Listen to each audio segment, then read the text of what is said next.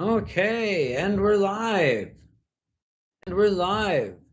A little late today, but here we are. Go ahead and get this sent a few places.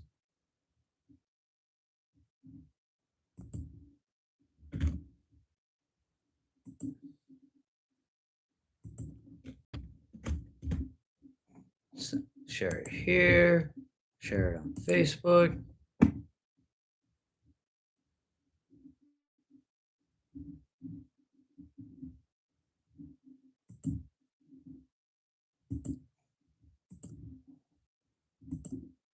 Okay. We're live.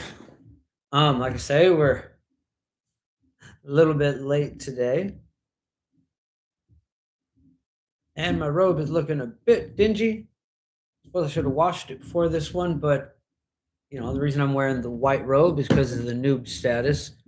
We're actually, after we finish this book, going to be adding some more colors, be more psychedelic as time goes on, and eventually it'll be as multicolored as my Plurbix trench coat or lab coat. Anyways, drink of the night, dark sour.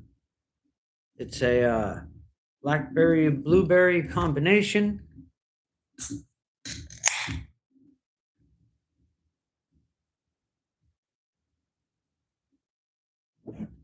a blueberry. Obviously, it's a sour, blackberry blueberry sour. It's quite good. And I have a new pipe. That line on there is because I'm not finished. Well, it's nowhere near finished, but I've been carving this out of maple wood. Hey, Gavin. Cool. Glad to see you. We're talking about Psychonaut and the ones we're talking about. We're going to start with Magical Time, and then on to Chemonosis, which we're going to spend a lot of time on. Then Magical Perspectives, Chaos, the Secret of the Universe, which is what I named the live after. We'll definitely spend some time there. Baphomet, their idea of Baphomet, and then the Demon Chronozone. So, Magical Time, we talked about last time as well. It is talking about the timing of spellwork. He called it magical time, but it's magical timing is what he's talking about there, and it can be very important. It's one of the things that I talk about with we're talking about momentum. I'm not just talking about repetition. Hey, Black Unigriffin, good to see you. Glad you made it. We're I was a little late getting here myself today. I was helping Felix sand some floors and stuff. That's not why the robe looks this way. As I was just talking about this robe, I started with one that's just that's white with just a little bit of color on it to designate my status as returning as a noob again. Hello, my love. So it's got a little bit of color because even though I am returning as a noob, I can't truly be a blank canvas with how much I've done in chaos magic. So at the end of each book that we finish in this thing, I will be adding some colors to the robe and getting less and less of the white. Of course, I'll wash it before then. It's gotten a little dingy at this point. Could use a wash. That's the trouble with things that are white. But it won't be white for long because we're just going to keep doing these books. And I technically could have done at the end of Liber Null. But anyways, there's enough of us. We can definitely get going with the live here. Wow, here's a little burpee. Okay, so magical timing. We talked a little bit about this last time, but I've had more thoughts on that since I've read it twice now. And I feel like magical timing is more the word he should have used. But either way, magical time sounds funner as as the name of the chapter, I suppose. So we'll stick with that. And you know, I just said a moment ago that we're talking about it as momentum. But if momentum is repetition, then timing is more along the lines of positioning, like how you want to do things within how things are actually moving outside of your spell work. And it makes a lot of sense. Like I said in the last live, even if it's just aesthetic value, even though it is far more than that, any spell where you are adding, so something you want to do that with the waxing of the moon, building up to the full moon. And this adds a lot of magical oomph to anything that you're trying to gain. It gives something in the sky that it's corresponding in time with your magic. There's momentum there still because lots of people have used the moon for that. But there's also the actual positioning of what is going on as things brighten up. If there's anything where you want to illuminate the darkness, building up to a full moon is a great thing for that. The same if you want to bring something away. You want to make a secret hidden. The waning moon is a great time to do that. And when you're doing these types of spells, rather than just doing them on the full moon or the new moon, in my opinion, these are the times to really do that repetition of the spell work. Do it one night each night. Do it each night at the same time while looking at the moon and connecting your spell to that phase of the moon as it goes into it. The full moon reveals much of the night. And so a spell to reveal the truth connected to the moon, and you go out and connect each night and see it coming up, see the moon getting a little bit fuller each night. And each night you repeat the spell and you see that truth slowly becoming revealed with the brightness and waxing of the moon. And this can be done with other stuff, spring and the idea of things coming to life. Well, like I said, we talked a lot about that last time. Oh, hey, Romstead.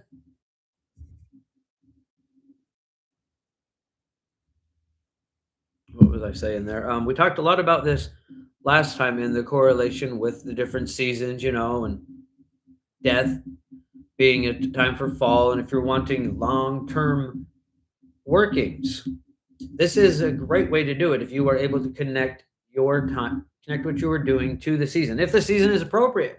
But if you got something going on that doesn't fit the seasons, completely ignore all this stuff about timing. You only want to link into these things if they connect into what you're doing. If they run counter to it, you want to completely ignore them, and there's no need to connect to these things. They do exist. These motions and cycles are there, obviously. Fall is coming, and all the things. Well, not at the moment. We're getting to the peak of summer here, but these things all have their power, their cycle, and we can harness them if we want to, but we don't have to. And it doesn't have to even work against us if it's not resonating with it. Just don't connect to it in the first place. Okay. So he talks a lot about, special times of day, the whole 4 a.m. superstition. There's some to that. Chemonosis. We're not going to spend a lot of time on chemonosis. I don't really need to look at the moon because sometimes it's cloudy. I just sort of use my mind to spread out, expand, and fill the moon, and then use the energy fill to repel whatever I had. Oh, absolutely. If it's cloudy and you can't see the moon, should not let that stop you either. Even if you are connecting to the moon, just the knowledge that it is coming.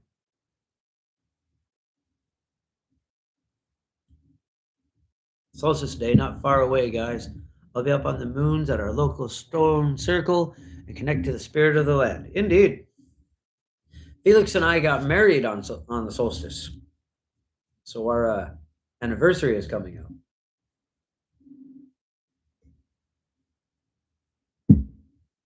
Well, let me rephrase that. We tied the knot. We wound up doing 3 wedding ceremonies, but that was the last of the 3.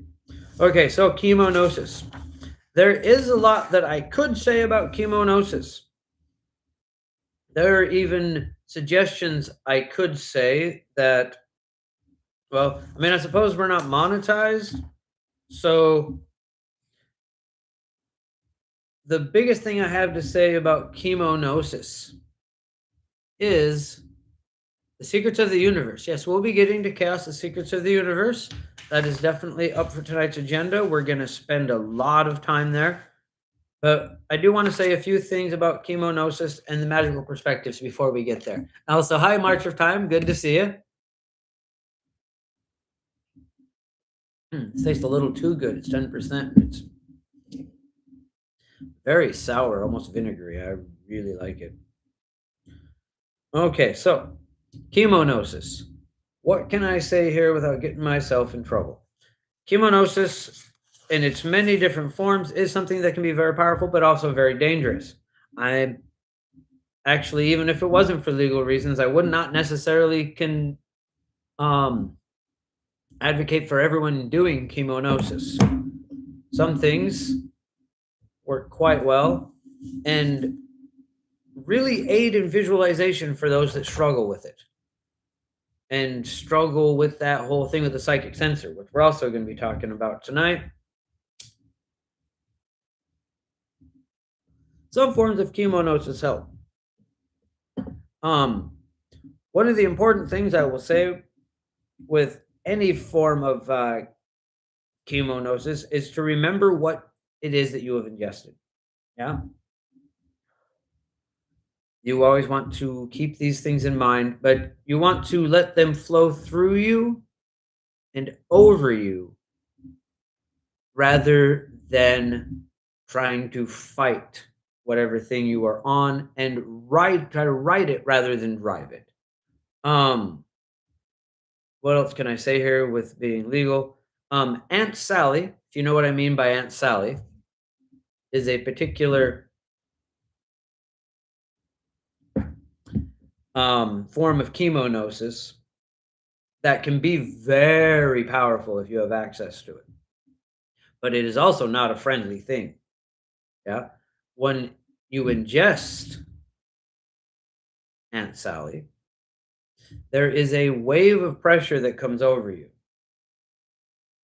You have to allow it to come over you and wash over you, just like I was talking about. Yeah. And then, and after it's done its thing and pushed over you, you can then allow it to take you where you want to go. Yeah. If that makes sense. And the another chemonosis that is well, I guess people talk about DMT. I've seen videos on it before. Um yeah, it has a very similar thing, but it's if you learn how to use Aunt Sally, then it makes the other a lot more easy to use. But with the Sally, how do I post the emoji?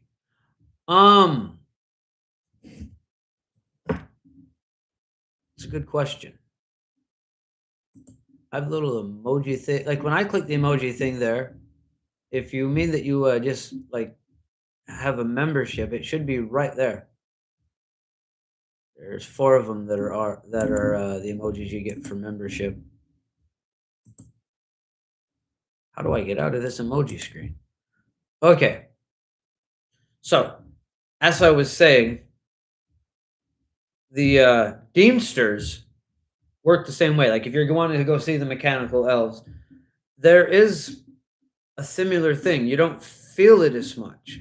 But with the Sally, it's very there. It's in your face. And once you've learned to go out, but once you've learned to let that right wash over you, you can then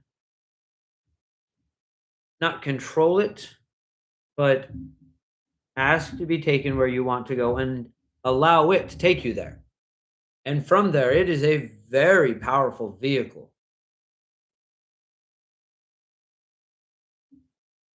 In the way that Deemsters or divination, Sally is for direct magical work, but it is not a fun ride. This is like riding a rough Bronco. Um, Hopefully, I haven't said anything there that's going to get me in trouble.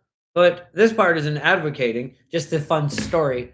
One time when I was with working with Aunt Sally and had not learned the session yet, I actually felt that wave of pressure come over me, and I didn't had not learned yet to just accept it, let it wash over you, just like in Dune. Yeah, fear is the mind killer. I will let it wash over me.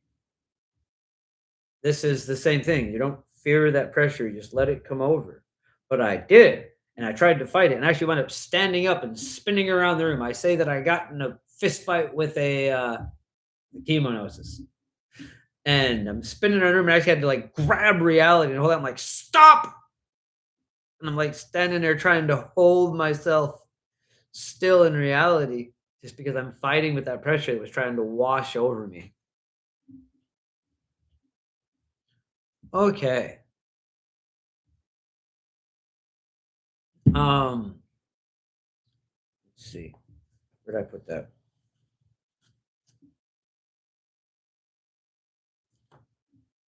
Man, this thing is good. Tastes like blackberries and blueberries dripped in a little bit of vinegar. Very nice. Okay, other than that, chemonosis, I say it is dangerous, but it's less dangerous than some other things. It's less dangerous than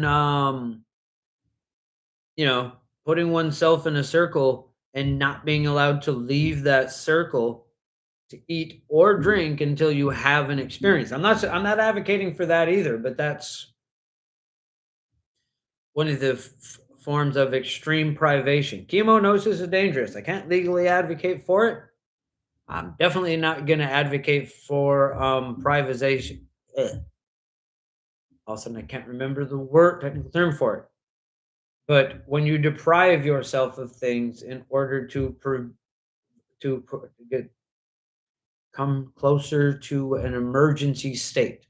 Some people, oh, you want to come into a death like state. No, that's not what you're aiming for. You just need your body to emergency. I'm in an emergency. Things are, yeah, if you understand what I mean, but don't do this one without someone who is,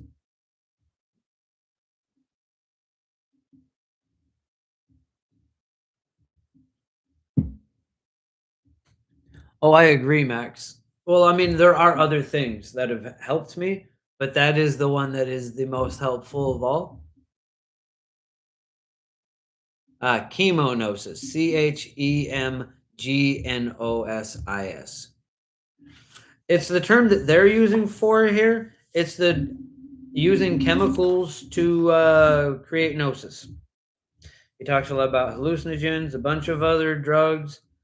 Um, Again, I'm just want to be careful with what I say about in this category, but we all know a lot about these things. He mentions a few things I certainly don't advocate for at all.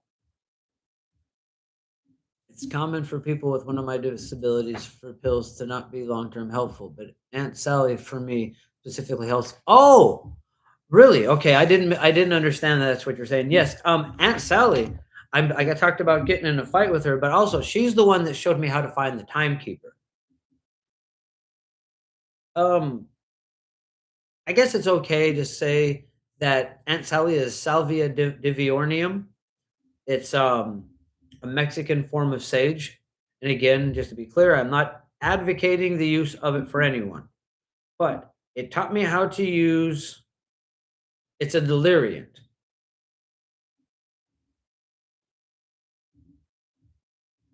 and it is extreme, especially in the higher X's, is extremely intense. I have had some what I mean by is help me find the timekeeper is I used to struggle with keeping time to things, keep like music. Like if you've heard some of my flute videos, you might not believe me.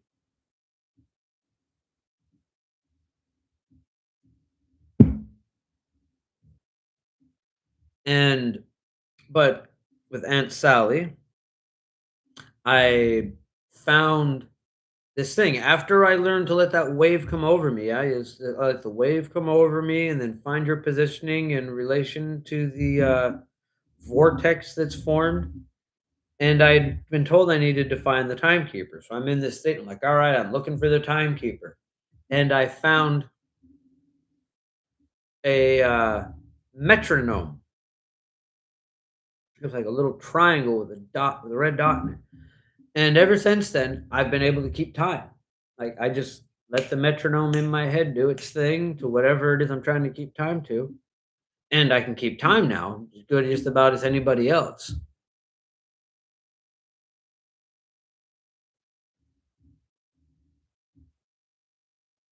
Okay. Well, yeah, and marijuana, because we're in BC and I haven't monetized the live, I feel perfectly safe to say talk about marijuana to some degree. Marijuana is extremely helpful to a lot of people that are neurodivergent. That's just a fact. Um, the when I say Aunt Sally, I was talking about Salvia diviornium, which is an extremely intense Mexican sage. Again, I am not advocating for anyone's use because it is dangerous. If you go against my advice and use it, I strongly suggest that while you are doing so, you have someone watching you, keeping space for you. Um, I can't legally advocate for the use of other chemicals, the Deemsters. I already said Salvadoria diviornium, so I can't legally advocate for DMT either, but it can be very powerful. It also can be very confusing. Not everything that happens while you're high means something. We want to get that out there too while we're talking about the chemonosis.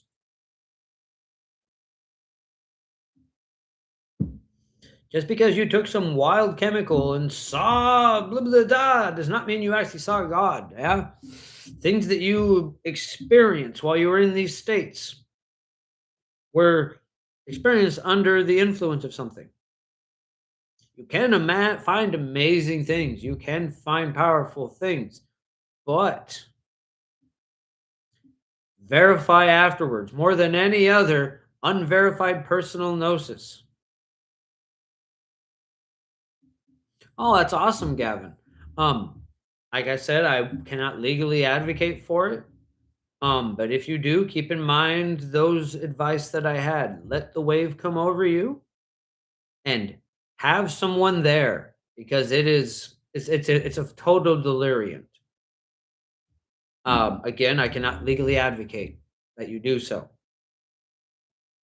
Okay. I want to come back to that bit one more time because you have all kinds of people that go to some festival, do a couple of the do some DMT, and suddenly they think they know the secrets to the universe. Yeah, you might have caught a glimpse of something. Don't get me wrong. Even in the middle of that festival, but excuse me, you need to take anything, whether chemically induced or not, that you have in these intense inner experiences with the understanding that they are being filtered through your lens into your particular version of reality. They are very particularly focused in on you in particular. And so, not all of it's going to translate to everybody else. Yeah, it does look like a huge joint right now. It's going to be more bellowed out at the end when I'm done, hopefully. But it's made from maple wood that actually, if you go to the Romestead channel, which the Romestead does have its own channel, It's not quite monetized yet, but it's like stuff we do around the house and just what we do in life around here at the Romestead. There's one where I'm cutting down a small maple tree that we've been trying. That we already cut it down once, and well, it's a maple tree, right? You cut it down to a stump, and then it grows back. Basically, I cut down one of those, and I was like looking at it, I was like, I missed the one of these that I had before, so I made another one.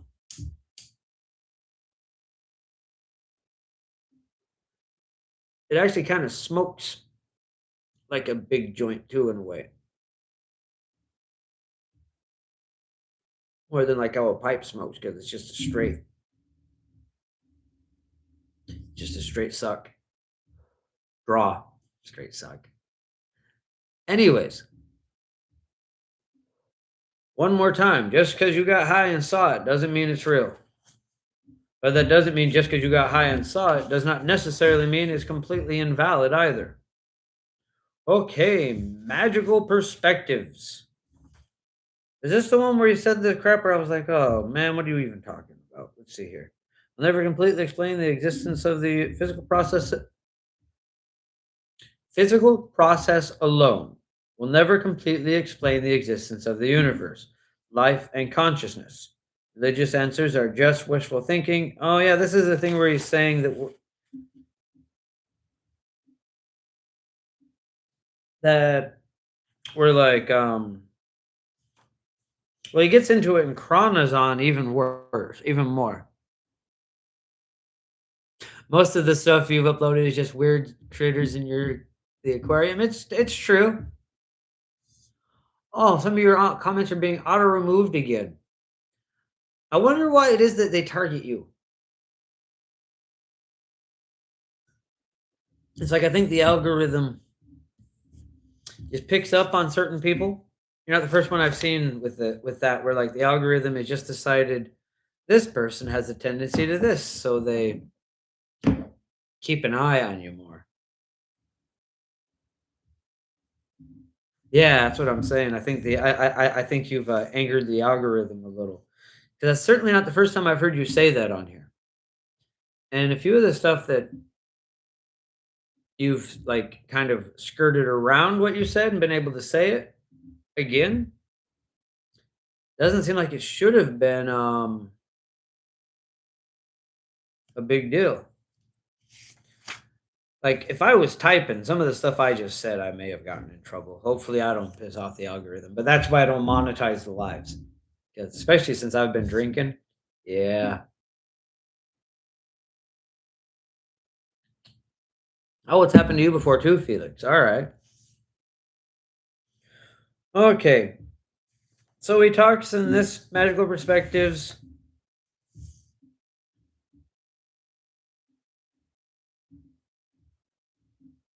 Let's see. There was something in here. Something I wanted to say about this. I remember not being very impressed with it, but there was something he said in here that I really wanted to okay, he talks about how there's just this magical energy that's out there and you don't need to anthropomorphize it. Um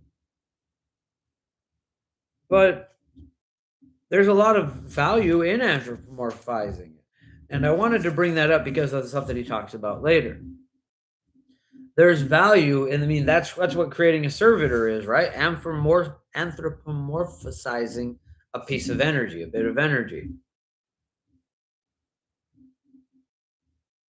Hey, hungry ghost, what am I drinking today? Right now, I'm drinking a dark sour by Fieldhouse. It's 10%. So if I'm getting a little silly already, that's why, because it is very tasty.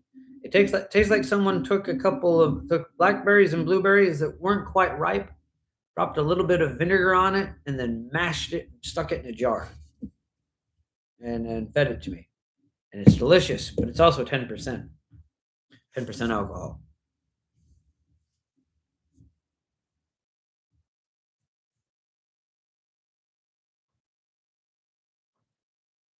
Oh, you got people you got rocks thrown at you?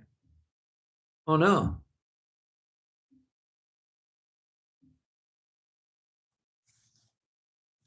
Um,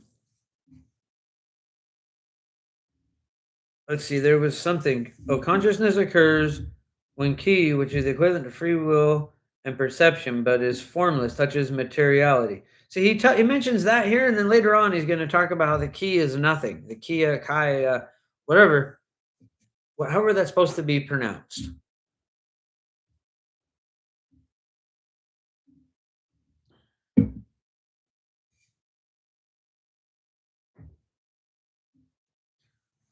Okay.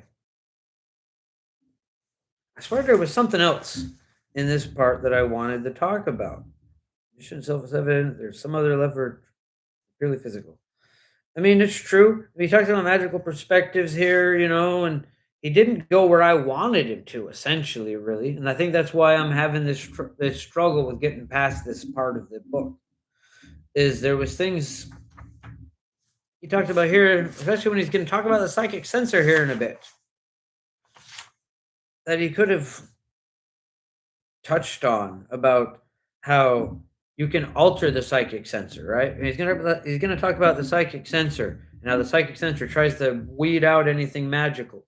But that's because the psychic sensor is the part of your brain that is trying to form a cohesive and comprehensible version of reality, something that it can create cognition in. For some reason, I just really wanted to use the word cognition. Are we going to break some glasses and dishes to celebrate anniversary? Maybe. That could be fun.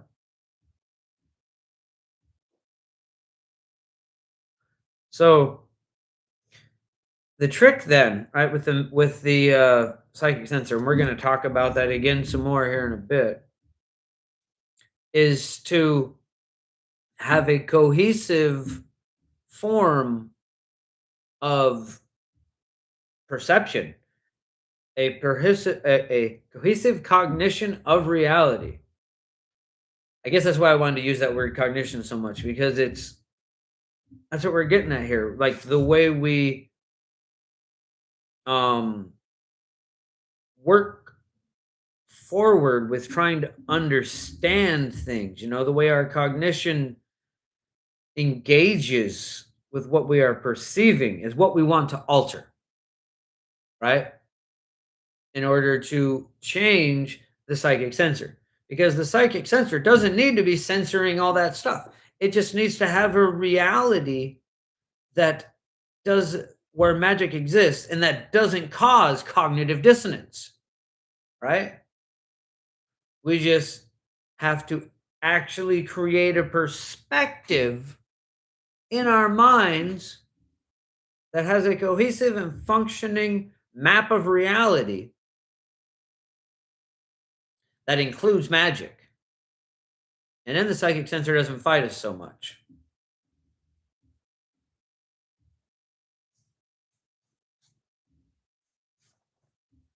Okay. Like I got a little excited there.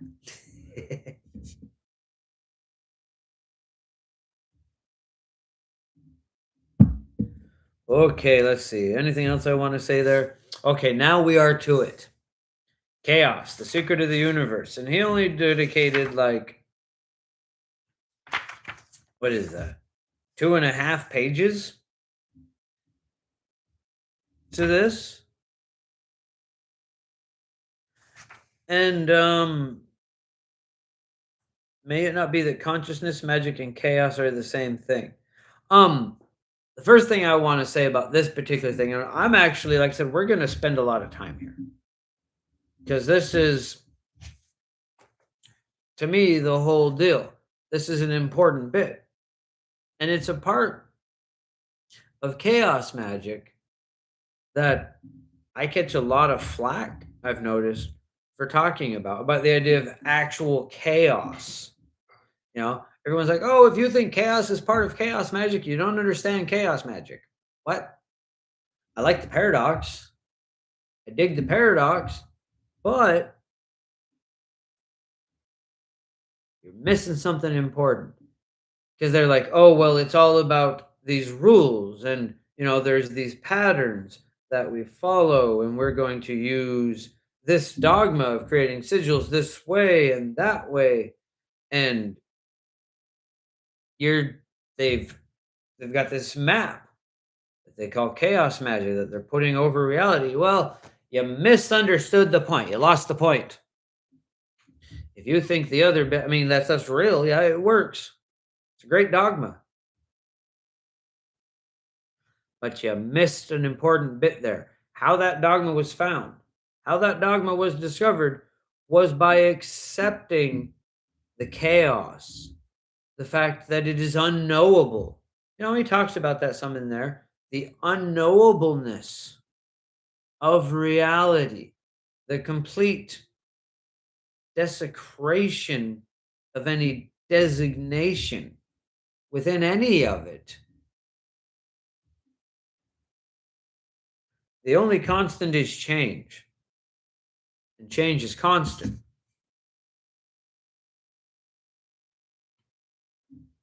That cognitive dissonance that I talked about earlier, and he's going to get to the psychic sensor here in a bit, but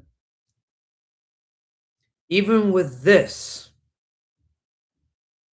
one of the things that is important here to avoid that psychic sensor, because he's going to talk about that in a minute. We're going to get to the psychic sensor after we talk about this. Like I said, we're going to spend a big portion of the live here. We're only half an hour in. We've already got to it. And we're probably going to spend quite a bit here because this is important. You missed something with chaos magic if you think chaos has nothing to do with it. It is through the understanding of the lack of inherent meaning in the randomness that creates the patterns that we found the dogma that led us to sigil work. Yeah. It is very much at the core of the entire principle of chaos magic that it isn't an understanding, it's a lack of understanding. It's trying to find something that works in a reality that is not cohesive. There is a slipping of, what's the word I'm looking for here? There is a slipping of constancy. There is a movement of the material plane in ways that are not precise when everything is supposed to be clockwork and mechanistic.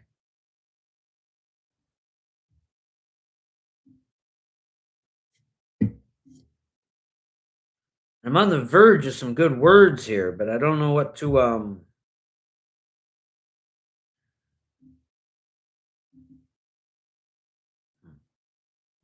what do I want to say here? There is a power in not knowing and accepting that not knowing. And we're going to talk about the psychic sensor. I keep bringing it up. We're going to talk about the psychic sensor a bit, and it's actually a very important understanding in here that he is right on one level that it needs to be there so that we can have a cohesive narrative and create a buffer between us and the fact that reality is unknowable. For everything in existence, there is an equal and an opposite thing, and the sum total of the universe is zero. And yet, let it also be known that for everything, there is an equal and opposite thing, and the sum total of the universe is unknowable. There is a great proliferation. There is a mass infinity of complexity that spews forth from all things. And this is contradicted by the fact that nothing exists. And when I say this, I'm not saying that there aren't things that exist. I am saying that the nothing exists as in contrast to that. And yet the nothing doesn't exist. Because if it did, then it wouldn't. This is it seems like just a funny little word game, but it's an important thing to understand to really get to the heart of the final contradiction.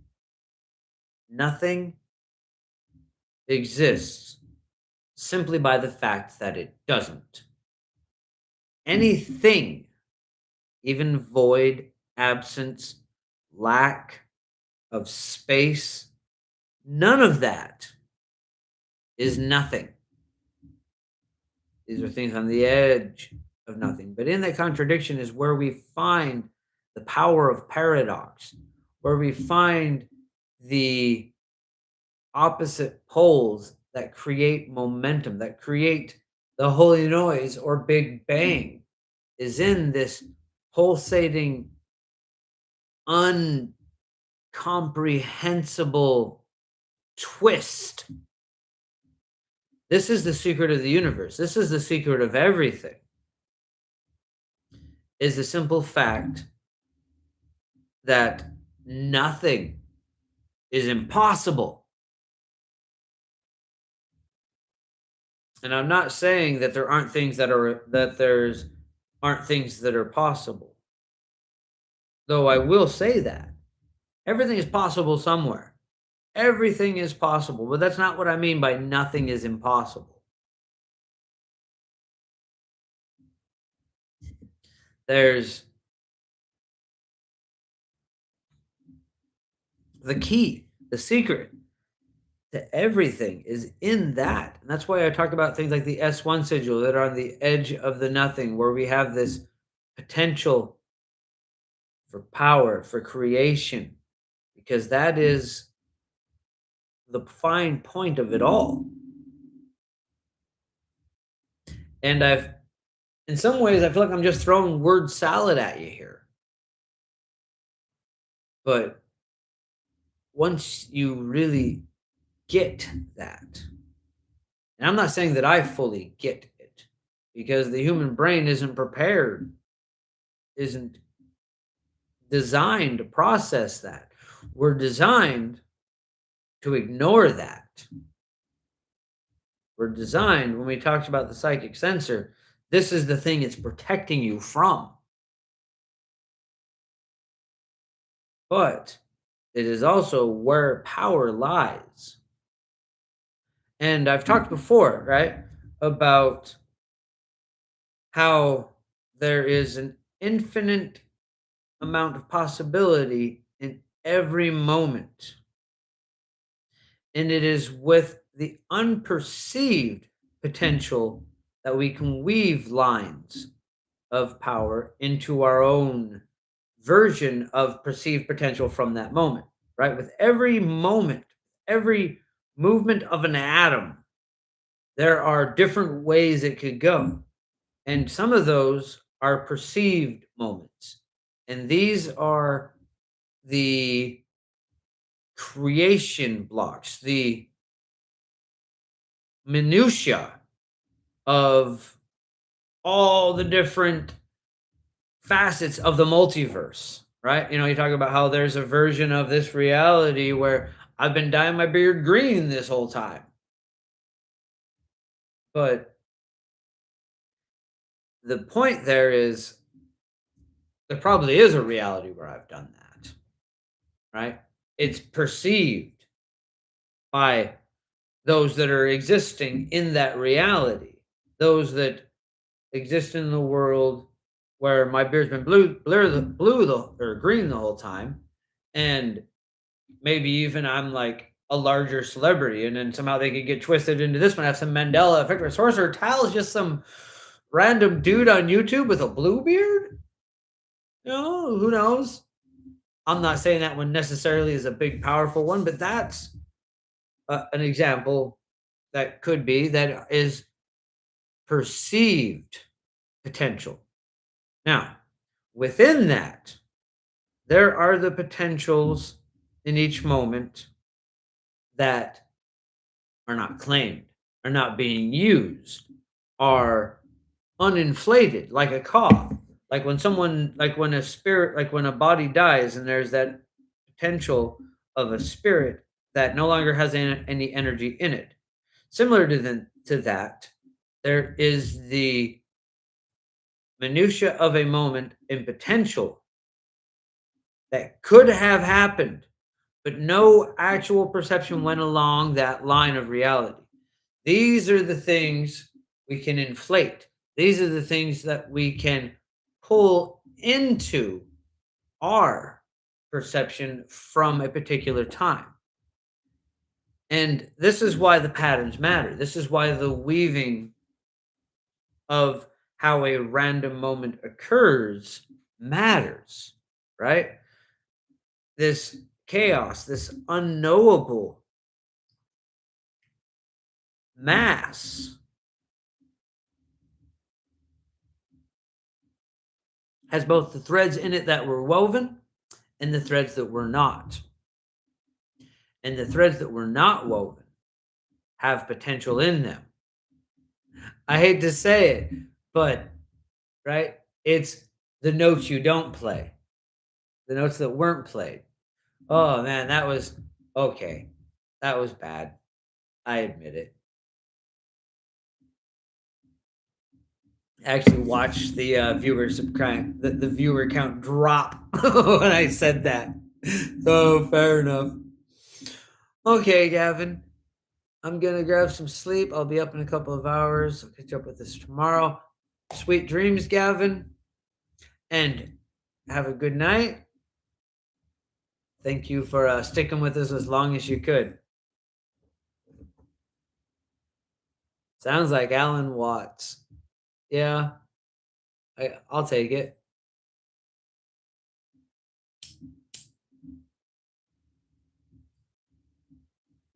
Certainly not going to complain about that. Anyways, somewhere here I've got a little more of that devil's lettuce. What do I do with that? Ah, there we are.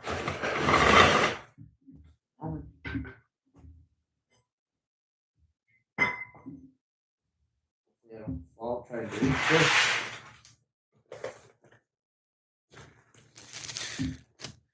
Try to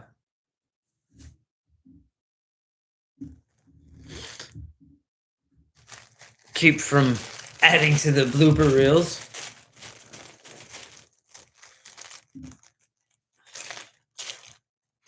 I actually we got a new member yesterday, that not yesterday, like about a week ago, that it said according to the AI, they joined because they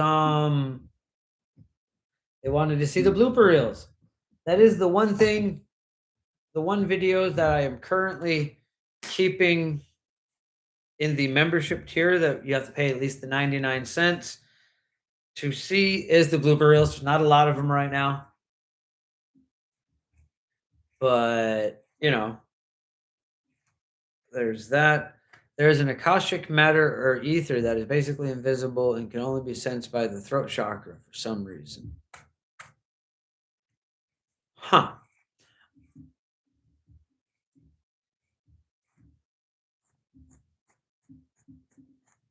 I'm not familiar with what you're speaking on there.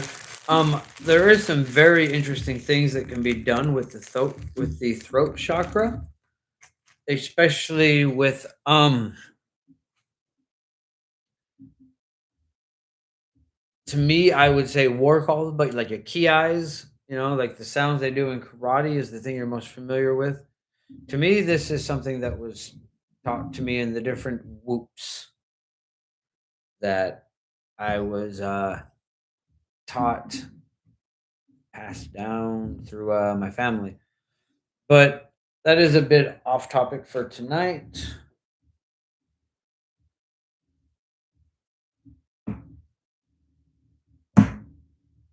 Like I said, we're going to spend quite a bit of time on this chaos thing.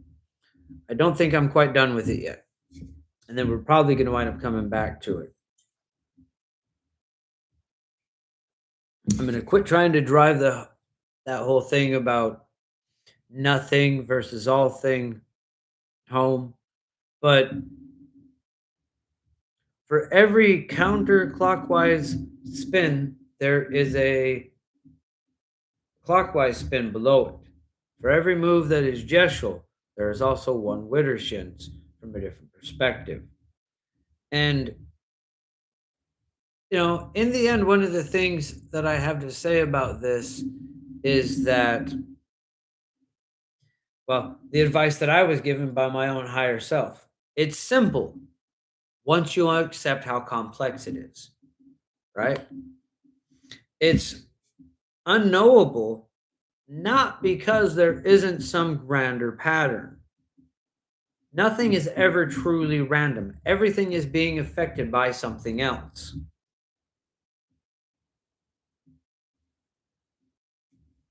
But those connections aren't always visible. They're not always predictable. And so we call this chaos, this interconnectedness of all things, this bond that all existence shares is a wild, complex, twisting, turning, churning thing that all things become intertwined with and connected in. So there is an unpredictableness, an ununderstanding to it, a lack of consistency, a constance of change. But randomness, never. That's why things may coincide, but coincidences never happen. Because chaos is not random. That is part of the paradox. It has an intricacy and a weaving so complex that it cannot be comprehended from any one point. But all things are doing something. All twists are turning, all turns are twisting, and it all weaves.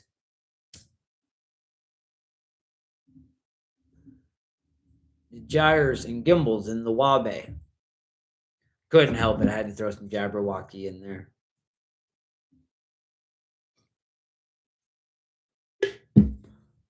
There are many confusing types of energies.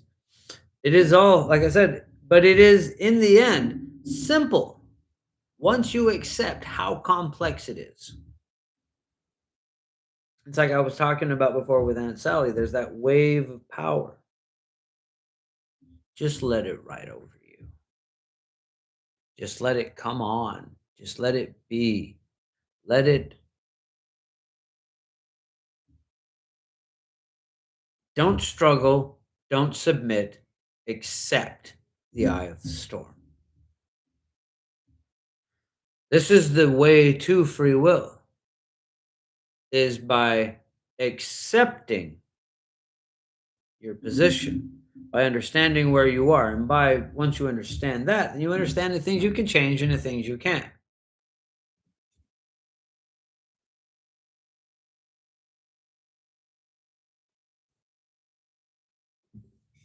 Oh, there are many, many different sections of the underworld and perception. There are many different realities that we live in on a daily basis. The reality of how we feel and how we see the world when we wake up in the morning is different than the one that we have while we're eating lunch. But it's far more complex than that. These are slight slides in what is an entire collection of panels that go out. And like I was saying about the perceived and unperceived potential, it's like how would I say this? There's all these slides of glass, right? And each one has a potential of reality on them. And in the middle, you have a drop of liquid. and you drop that drop of liquid into all these panels, and as it goes out, it's going to find its channels, it's going to move forward, it's going to go out. And all the ones that have the liquid in them, those are the perceived potential in the multiverse. And then there's the ones that didn't get chosen, the decisions that weren't made, the choices that weren't taken by an actual perceiving being. And those are the unperceived potential that through spellcraft we can pull into our lives by understanding that potential, by seeing it there, and bringing it into a moment. Within the unperceived potential of every moment, there is hidden power. And sometimes that's just ideas, things that you wouldn't have thought of outside of that.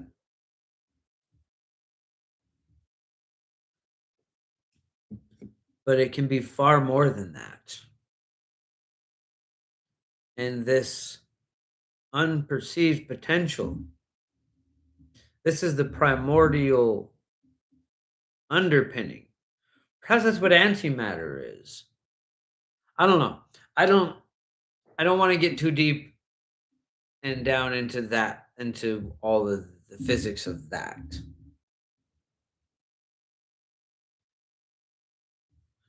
We live in reality of three spiritual energetic multiverses. There's an under multiverse, and then there's a middle multiverse, and then there's an above multiverse.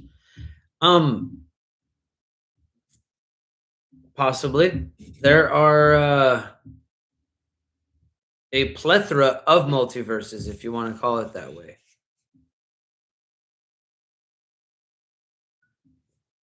The amount of potential that has been perceived is infinite. But so is the amount of unperceived potential within that same weaving. And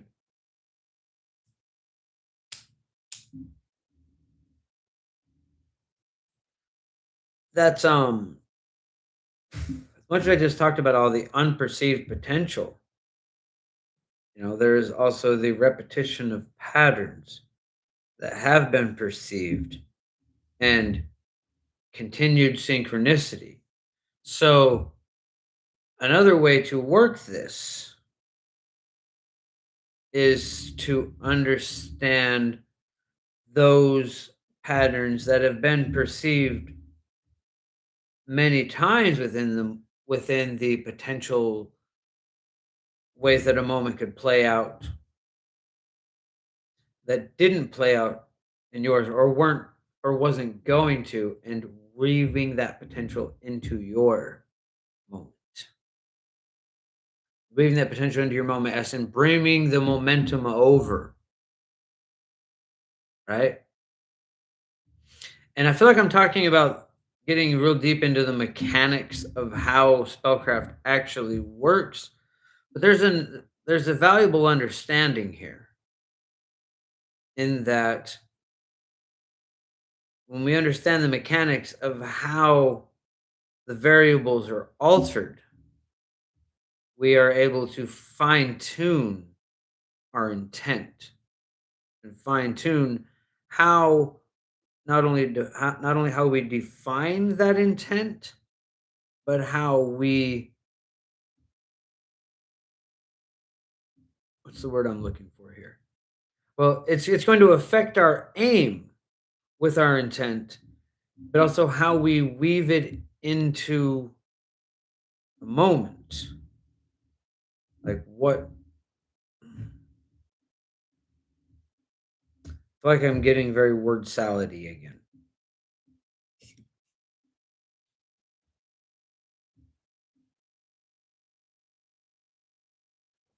I want to be clear here. And let's see. How would I put this?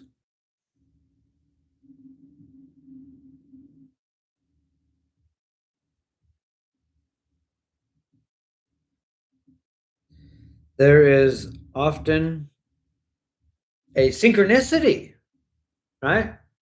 Synchronicity within how a moment tends to play out, the patterns that are overlaying from one moment of the multiverse to the next. And we can latch on to that. And knowing how to latch on to that will help us have more effective spell work. And how we find this is by, well, how do I put this into words better? This is part of the reason that divination is so useful when preparing to cast a spell and how you should go about a spell. Because divination fills into these things, depending on, like, whether you're using tarot cards or runes or anything, when you are divining about how to cast a spell, that's what it is reaching forward into. That is the flow of fate that it's connecting to, is which things are going to work the best. Now, is it now that you're aware of that, it might maybe more now that you're aware of this thing, it may be more consciously attaching to that. But it's kind of like how an algorithm works. It just catches on to what is. It doesn't necessarily know how or why.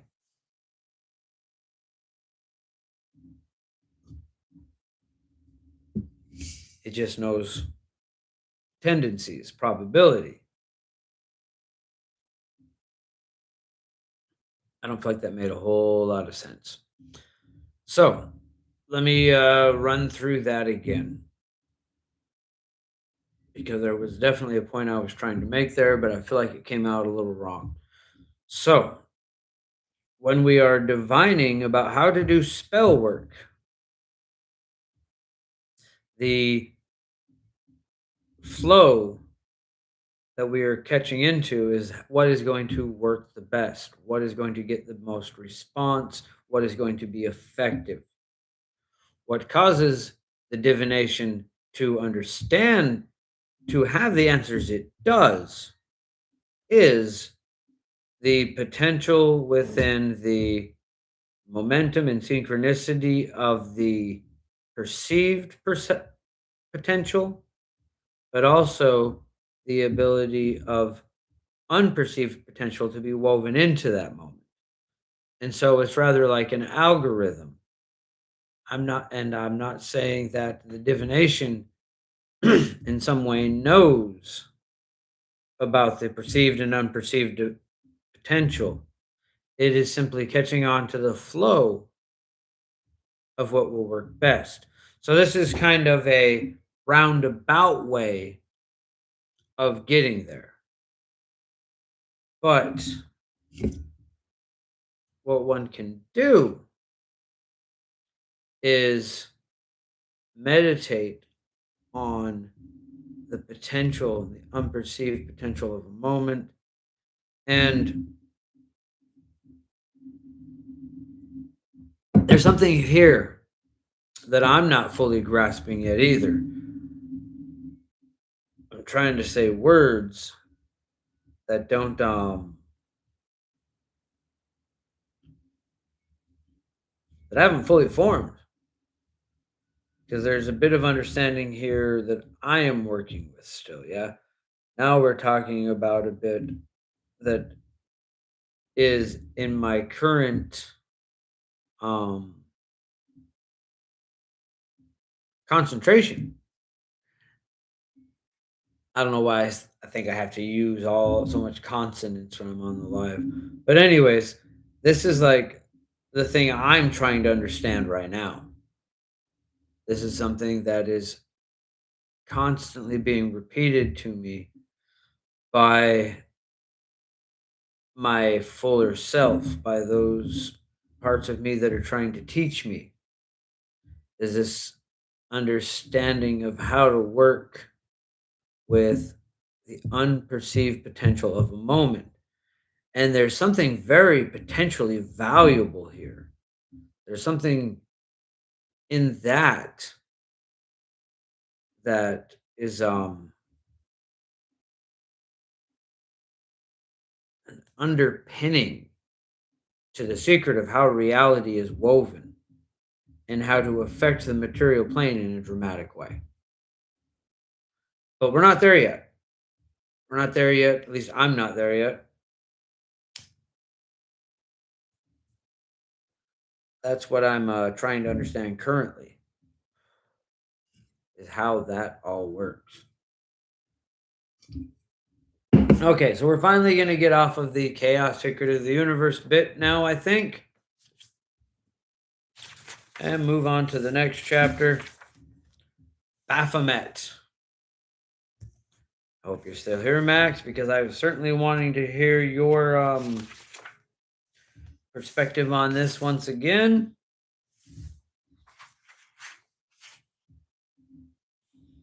Now, I feel like he's conflated what I don't know. Maybe that's what Baphomet is a new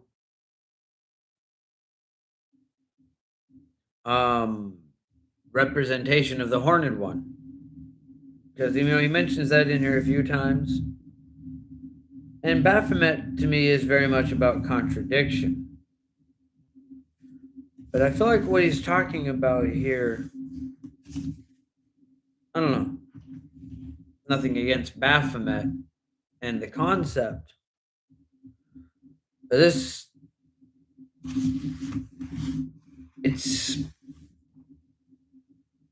he's talking about that primal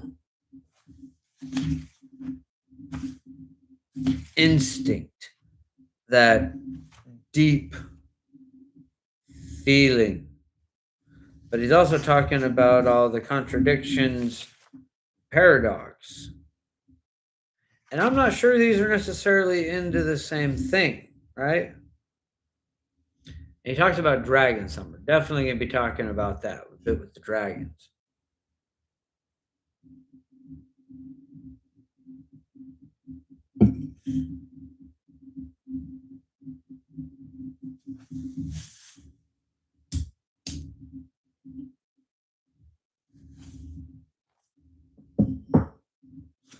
But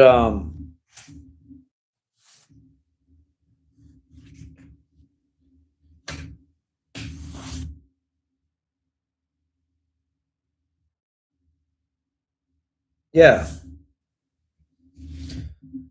like he's the first cave paintings we ever found, like that we found so far. Not the first cave painting we ever found, but the earliest cave paintings that we found so far, called the Sorcerer, and it's an image of a man with horns, and he talks about that here. The Horned One. Now, this is an area of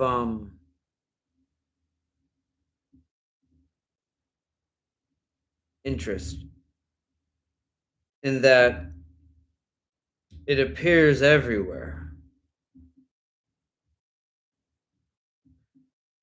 In almost every culture, we have this idea. But he also talks about it being the energy around everything. And that made me think a lot about in my own tradition that's passed down to me. There is this idea of Gitchi Manitou, the great spirit, the cosmic energy, the big turtle. Like, these words have multiple meanings, both of them.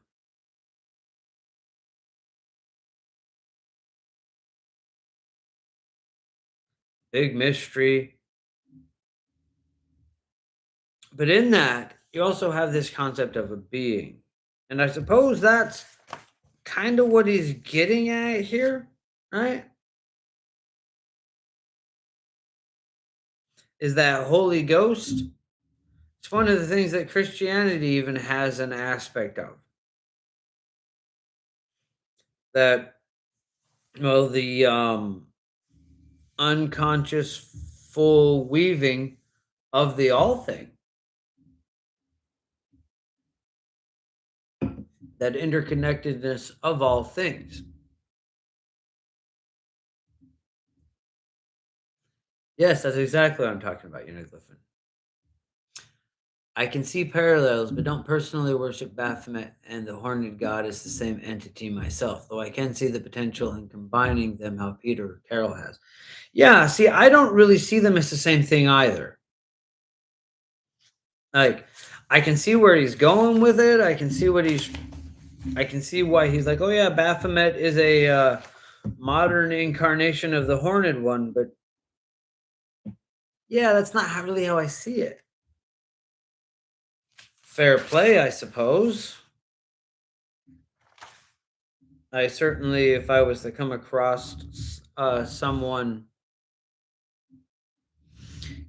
yeah. See, that's the Horned One, Pan, the Green Man, the the Horned Hunter. You know, but that's not the same thing as Baphomet in my mind. And I feel like trying to make them the same thing, while there are perhaps some of the Horned Hunter in Baphomet's backstory, they are a creation above that. They are something new. They are standing on the shoulders of the Horned Hunter. I view Baphomet as the god of occult balance myself, and as Satan because of their head being the sabbatical goat of Mendes, which is also associated with Azazel. Indeed, I like that. I am, like I said, as soon as I came across this one, this part of the book, you know, I immediately was like, oh, okay, I wonder what Max is gonna have to say about this. But yeah, I feel like there is a connection, but simply conflating the two as the same does a disservice to both. Um, Baphomet is a very potent and powerful conception, but not one that I myself have worked with a lot. Now, the Horned Hunter, I've spent quite a bit of time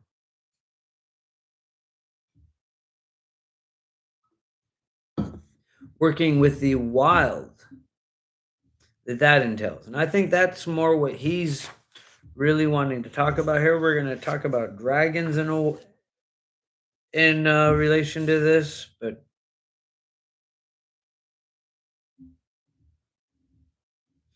you know, when he has all these, he's going into this thing with the eons again here.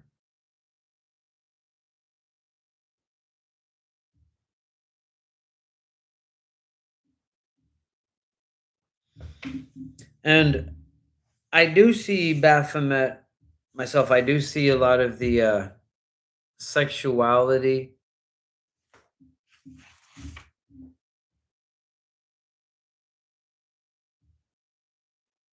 Yeah, with Black Unigriffin.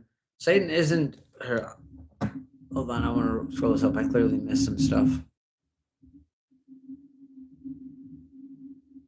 Satan isn't actually a devil nor horned. Satan was an angel. It's the Satan or Ha Satan, which was like a lawyer in the book of Job. Yeah, I mean that is certainly one a perception, and Satan is also like known as the accuser that is pointing out the problems with whatever our sins are essentially. Has a lot of different potential concepts.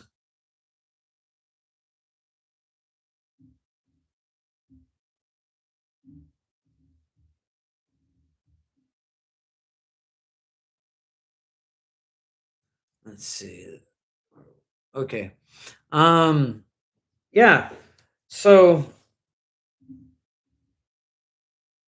very interested in how one harvests the psychoactive substance energies. My friend has smoked weed in the past and harvested its energy and placed it into their crown chakra. Um. I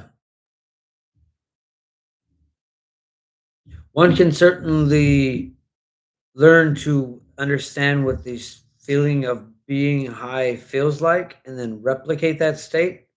That's something he mentioned in the chemonosis episode that I actually wanted to get into but forgot to mention. And that's that any of the chemonosis should be seen as a crutch, as a training wheel, right? Once we've learned to attain these states, we should then learn to attain them without the chemo in the chemonosis.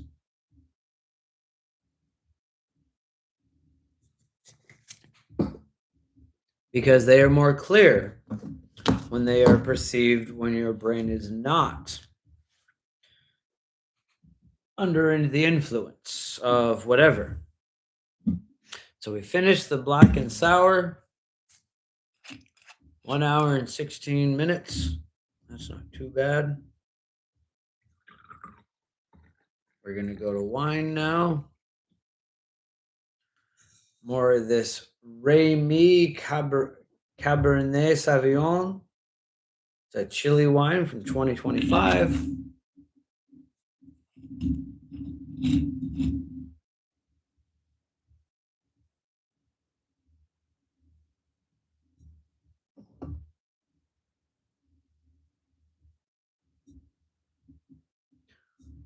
Black Unicorn, I personally see Satan as both. They appear to me as both angel, jinn, and demon at different times, among other forms like dragons as well. Ave King Zagon, Ave Samael, Ave Azazel. Um, yes, absolutely. I definitely when I saw your comment, I wanted to read it out loud for the live because like whenever I say Azazel, I also say Iblis, which is the name that is used for him in Islam, to my understanding, but definitely the same being. Um, and he has presented himself to me at different times in these forms as a jinn made from smokeless fire, or yeah, smokeless fire. That's the word. That's their word for plasma in that. And he has presented himself as an angel with wings, and he's presented himself in another case. Most of the time, because it's the form that we get along with the best, he presents himself as this almost shadow being wearing a shadow cloak and then psychedelic light underneath. That's almost like he's wearing a tie-dye t-shirt and a black trench coat, but that's just it's a form I'm able to interact with well.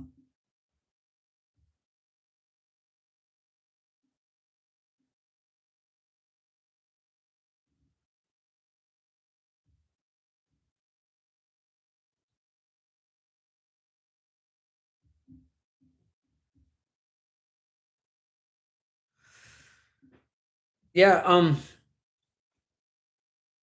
let's see. So Baphomet. Did we miss the psychic sensor bit? What did I do? Did I skip over it? Oh, no, it's after Baphomet. Between Baphomet and Coronzon is the psychic sensor. We're making pretty quick work of the topics tonight. Anyways, so I did want to stick on this one for a bit because there is a very potent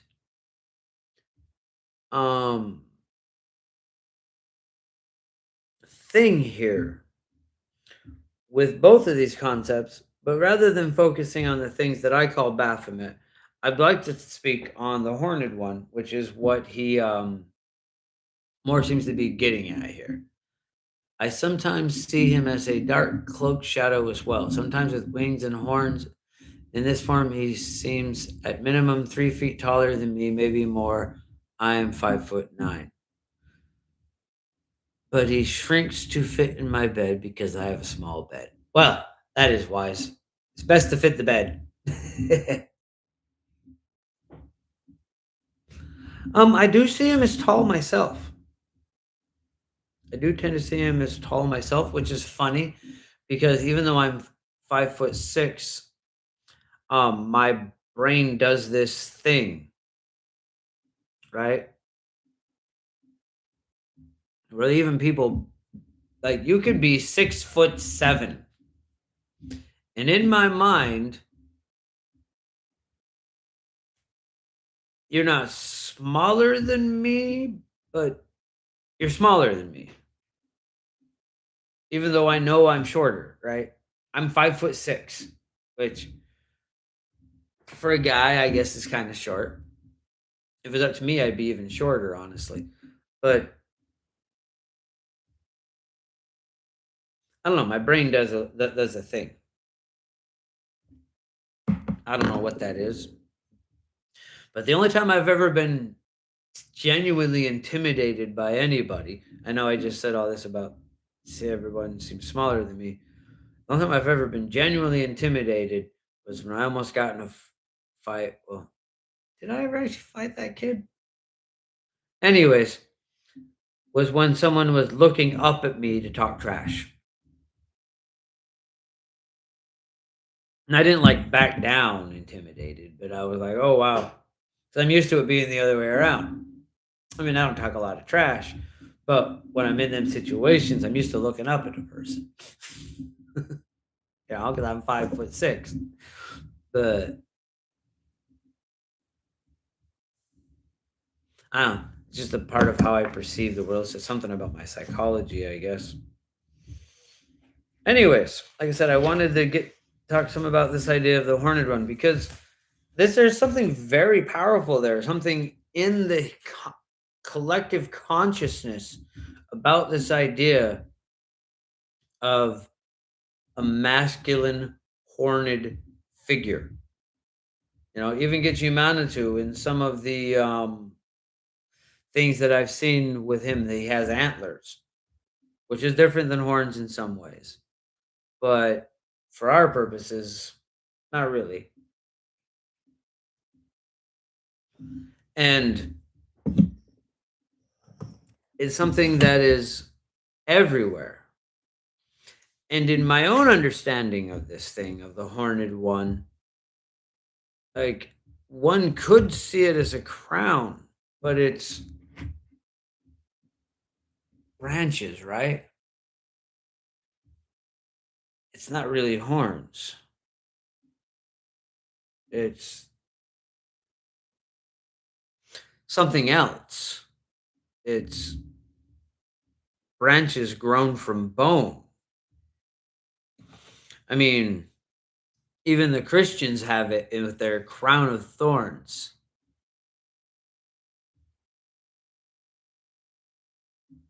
Let me get to that in just a moment.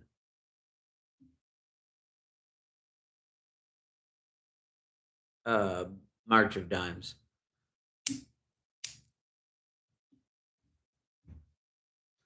So, oh, hello, my love. Okay. So, let's see, where was I saying? It's branches grown from bone. It's our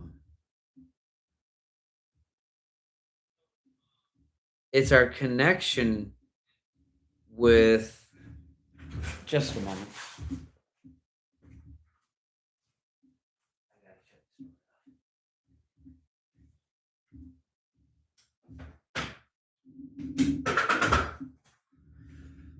Okay.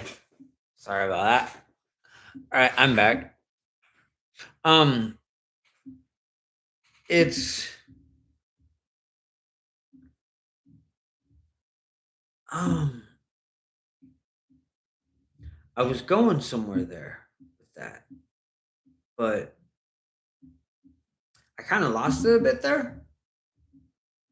So let's get to this question and we'll come back to that. Today I was intimidated when I was stoned, but I escaped mostly unscathed. Well, I'm glad you escaped, Max, especially if you're talking about people literally throwing stones at you. This happened to me in elementary school. Fortunately for me, I'm very good at throwing rocks.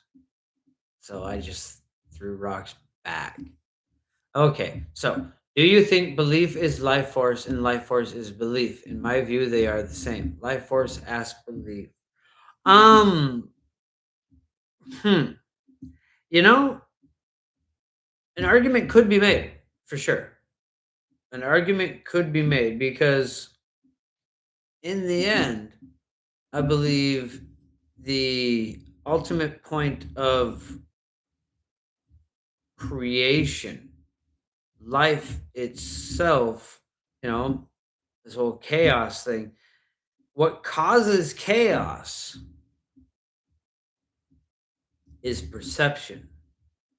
And that's the thing I wanted to say earlier about the chaos when I was when I was speaking about it is it all comes down to those moments of choice.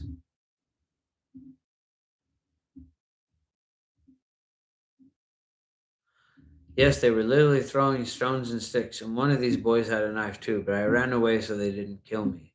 So I am all right now. Well, I'm glad you ran away, Max. Wow, that's pretty intense. That is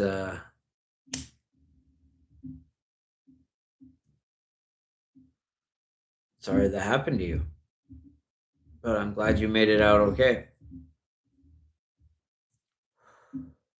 And I'm glad it was a wise decision to just get out of the situation. Very wise decision to just get out of the situation.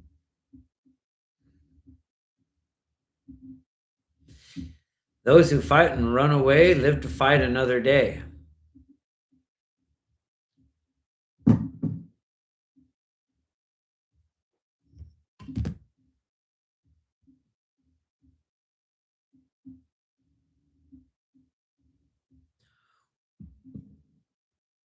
Or as my father would say,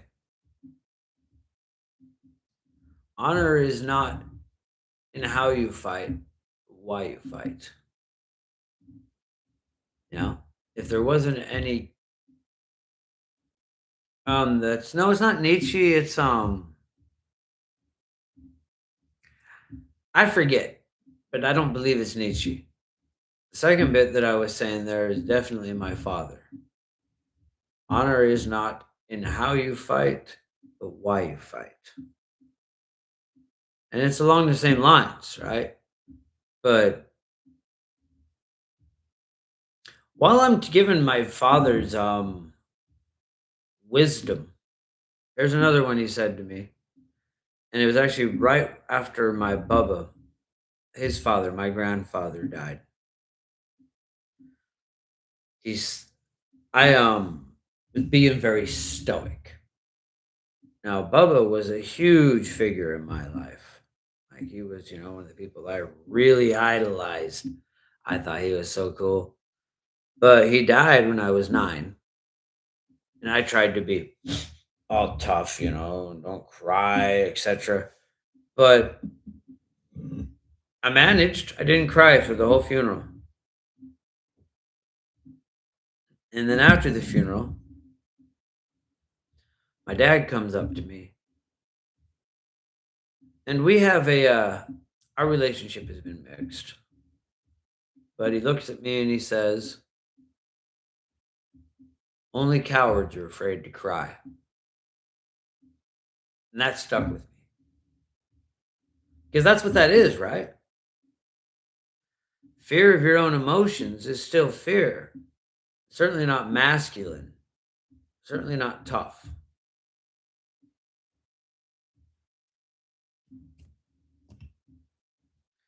And I'm not saying that, if you can't cry, you're a coward. To be clear, some people, it's, you know, But it's important to understand that when you're having trouble dealing with your own emotions, that that is fear, fear of your emotions.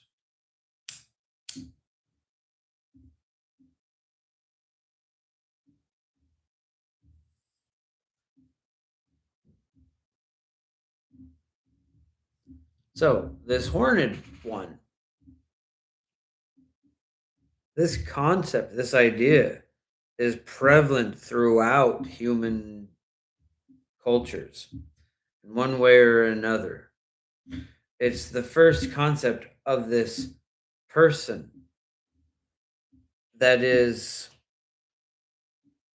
more than just human. They are something, well, I want to say they're an evolution. They're something more, a mutation, perhaps. But I don't want to give that the negative connotation, right? The horned one is obviously someone that was exalted in these circumstances. There's a crush towards conformity that has happened, but that's not always how mankind thought. There's a reason you have all these ideas of, like, isolated cultures coming across someone else and wanting them to breed with them because they understand genetic diversity is a good thing. Change and expansion are needed for growth.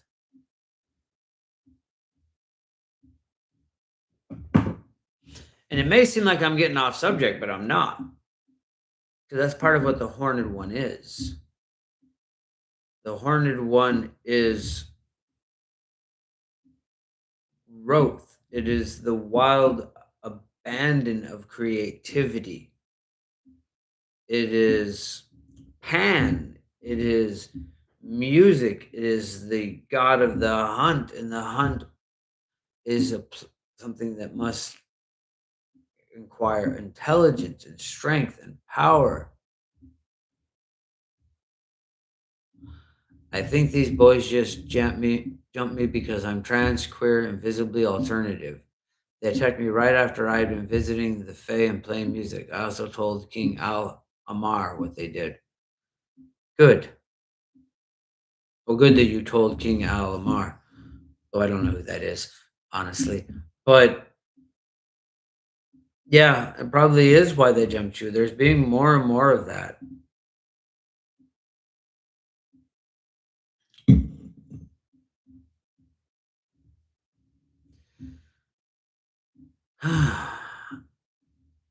I'm happy to hear that you were safe, but I am sad to hear that this happened.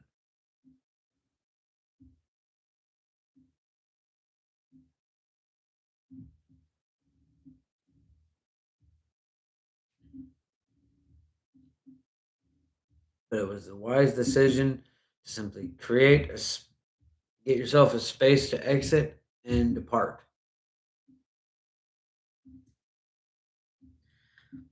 I do some stuff in the sorcery self defense playlist that we talk about this kind of thing.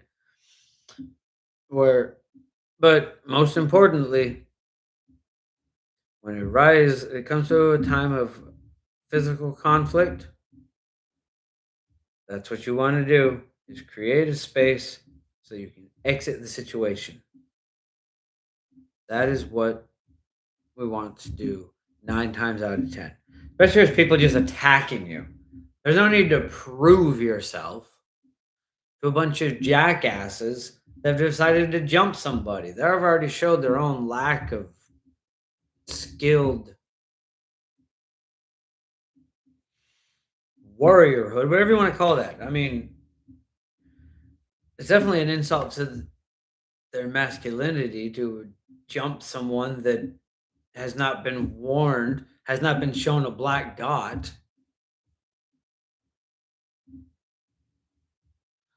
The Djinn King of Mars, he is the Red King, King Al Almar, is a war god, the first form of Satan I ever had contact with. Awesome. Very cool.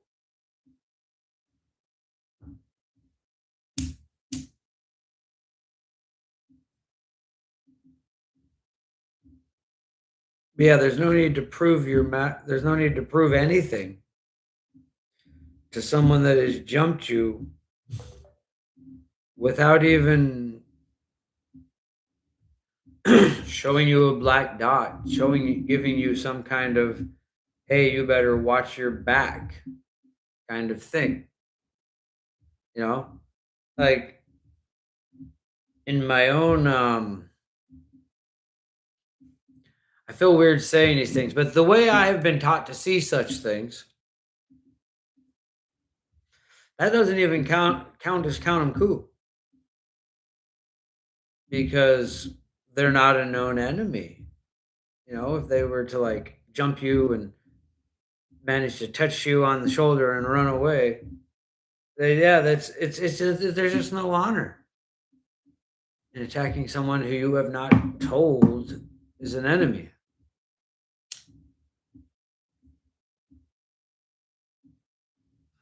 So cutting and opening and escaping,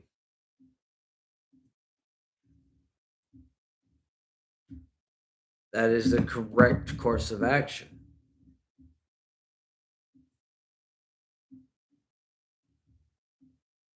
Anyways, um, I feel like I had more to say on the Horned God thing. Maybe we'll come back to it.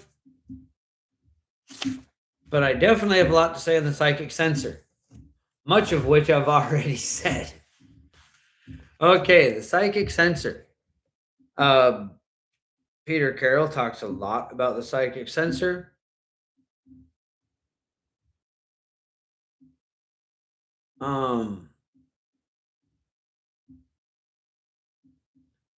I think I need to change the delay in chat. Seems like there might be a bit of a delay tonight in between what I say and when you guys hear it. In fact, I know there was because Felix came in to get something and they had the phone on with the live going, and I could hear things I'd said a few minutes before. I'll have to remember to fix that next time.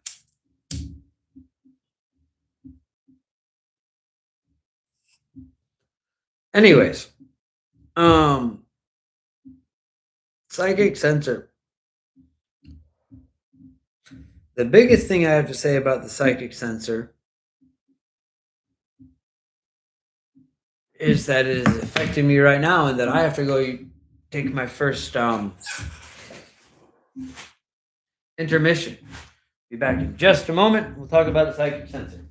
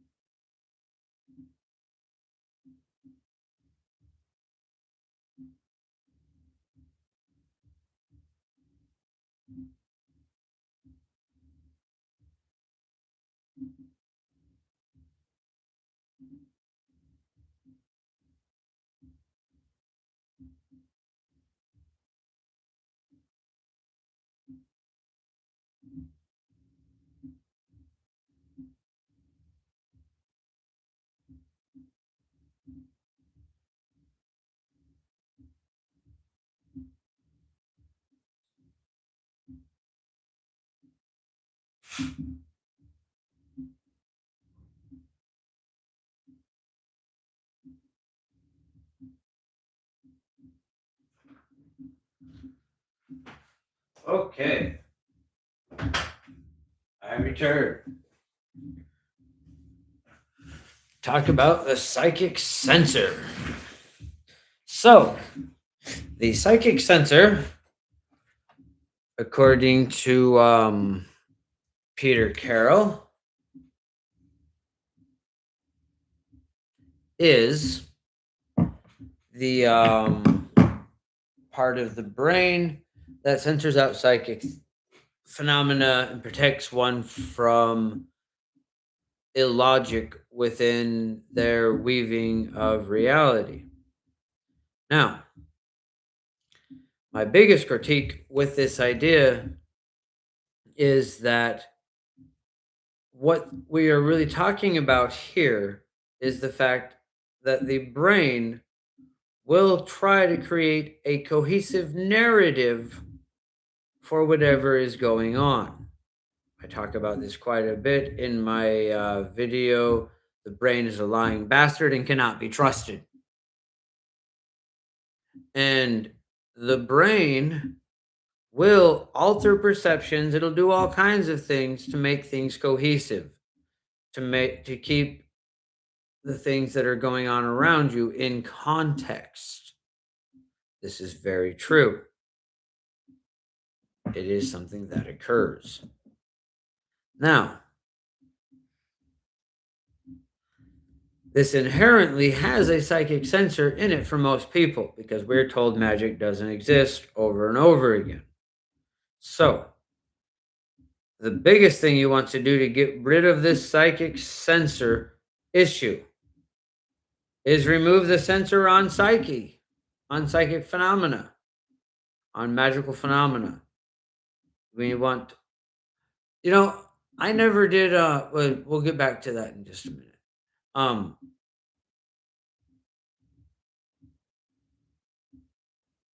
The psychic sensor is only a psychic sensor if we teach it to censor those things. If we teach ourselves to believe more in magic, if we work towards shifting paradigms into a magical paradigm, then the psychic sensor is not as much of a problem. Now, like I said earlier, at the same time, like I said earlier, there is some truth about what he said about it being a protective layer.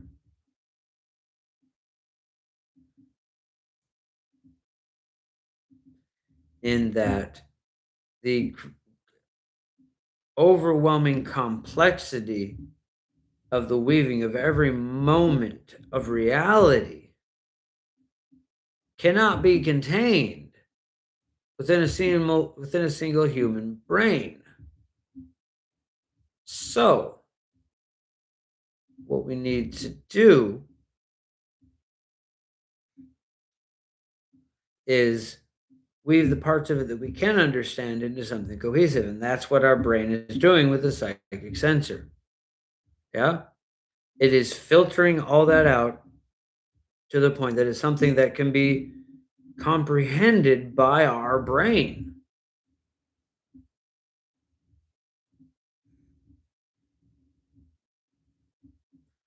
And the more we work with this idea, the higher our understanding can become of this. The more we are able to work at grasping and having at least some placeholder idea for some of these more intense concepts, like the idea of nothing. The more complete our placeholder concept is for the idea that nothing exists,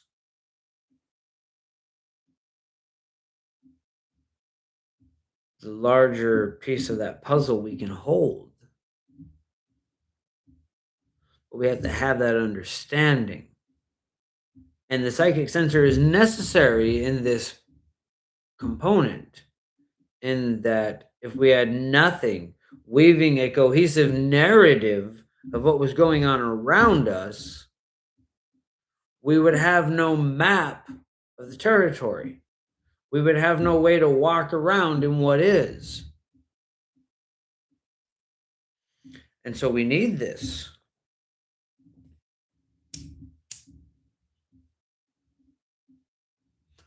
we need this part of our brain that is understand constantly mapping the change that is occurring around us and weaving it into a comprehensible map of what is occurring. This is a necessary part of perceiving reality, right?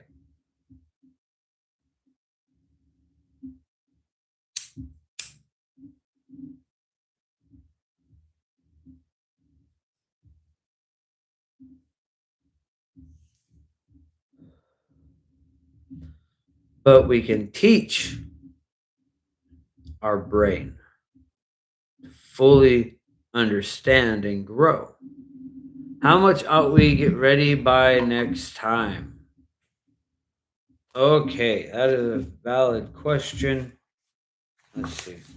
What do we have left for this one? Just the only thing we have left is the Demon Korons on. That's all we're doing left for today. And then we've got Shamanism. Oh boy.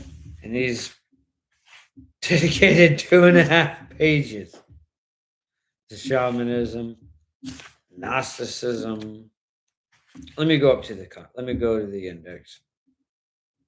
2.5 pages for Shamanism. Oh my.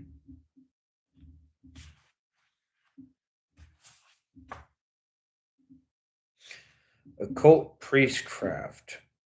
That'd only be 10 pages. Yeah, I don't want to go beyond that, even though it's only 10 pages. That is I'm gonna have a lot to say about shamanism, Gnosticism, and occult priestcraft. So from 169, nice. I have this thing about the 69 and the nice thing. I have to keep doing it for a while still. Um Shamanism, 169, to occult priestcraft, which will end on page 186. And that will leave us for magical weapons, magical paradigms, anecdotes, catastrophe theory, and magic for the final bit of this book. And then after that, the following Wednesday, we will have a live where I'm going to dye this robe, some more colors, and we will start discussing what book we want to have next. Actually, by next time, I would love suggestions. Yeah. It needs to be something that I can provide some kind of a PDF to everybody else. I keep forgetting to tag it or tag it up here, but if you go on to yes, shamanism through occult priestcraft.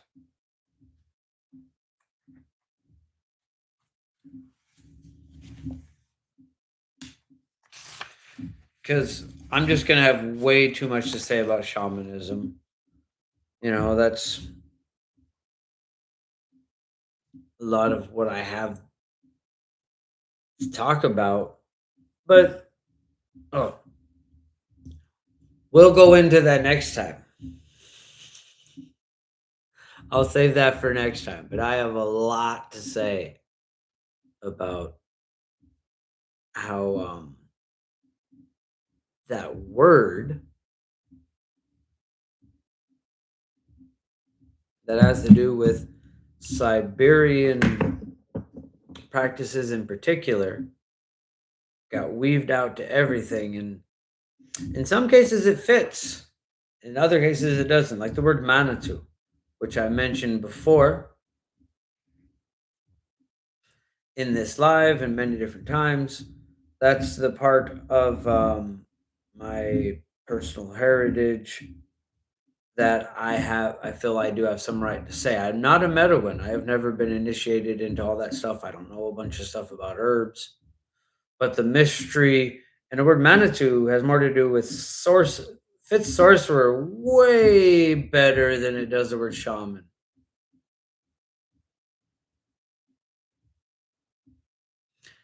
Yeah, shamanism is beneficial but scary.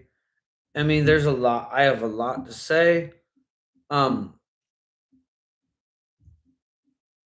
and the things that people have lumped under that concept are valid. There is something there, and Manitou even fits into that as well. But um, I have my issues, and we'll talk about it next time. So, psychic sensor. Yeah.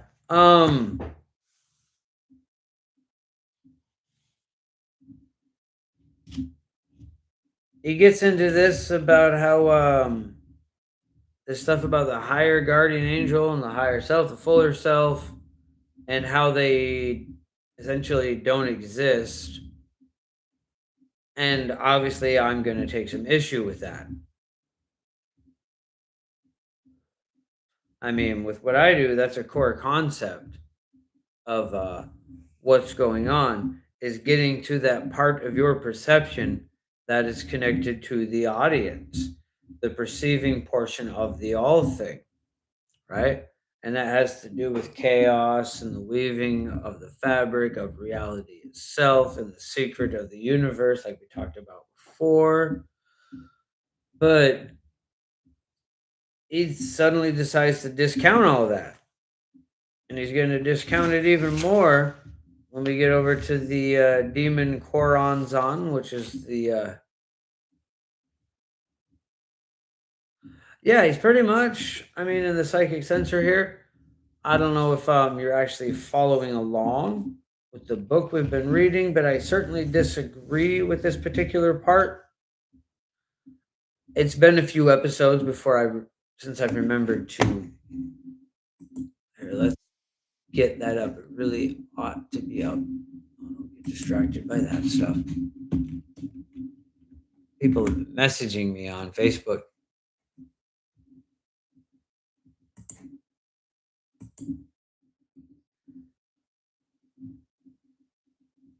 It's a bit late to finally do it again, but let's see, featured posts.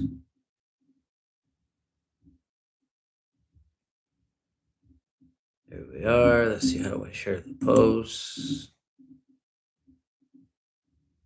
Copy link. I'm supposed to be tagging this with each one.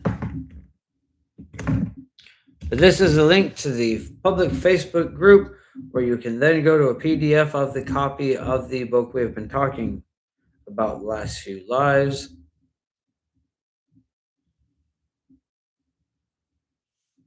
To me, the idea of the higher self is problematic because it's not a higher self, it's a fuller self. In the way I view it, there is a portion of all things which have ever perceived that eventually make it to become part of the audience. The part of the all thing that is the interweaving of all perceptions that have ever perceived. And this is the audience. And our fullest self is that part, because that part is outside of time, outside of all things. It is the part that continues on in perpetuity because it is outside of time. And then there are layers of the selves down to our current manifestation of ourselves. And there are other manifestations of ourselves occurring in other portions of the multiverse. And even sometimes within the same reality, there can be more than one perception of the same audience member. But these things are all connected and interconnected. This is part of the chaos of being.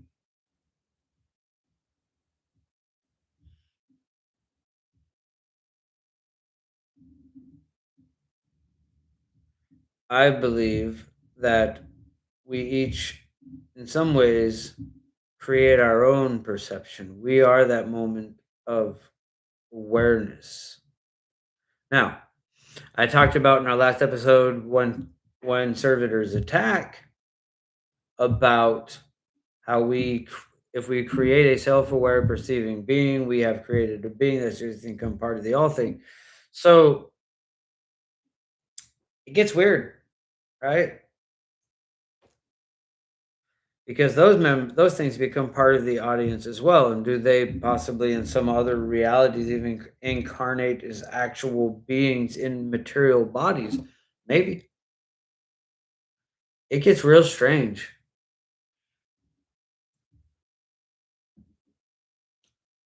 But just because it's strange and outside of, and that's why I'm talking about this part in relation to Psych Center, is because it's weird and incomprehensible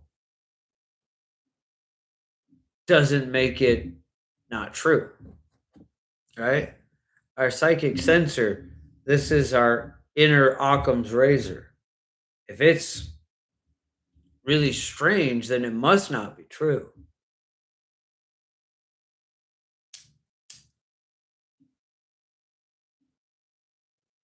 Unfortunately, that's the way our mind works.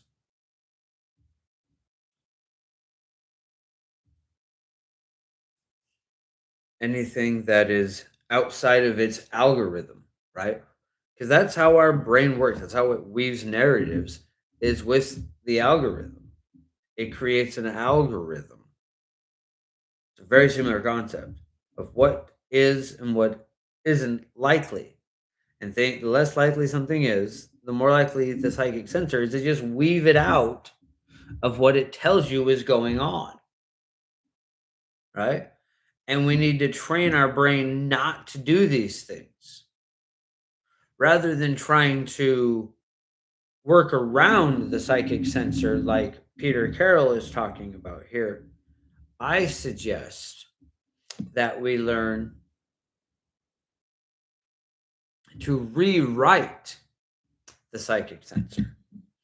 And he's going to come in here when we get to Demon Corazon, Coranzon, or what, however the heck he pronounces it, which I got confused in the last live and started talking about Coranzon like he was one of the demons of the Goetia. He's not. I don't think.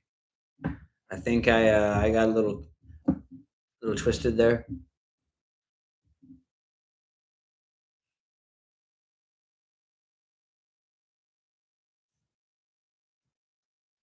Indeed. I wish my spirits were able to physically manifest outside of synchronicity, but I have no reason to believe that they can in this universe as they seem innately non-material here.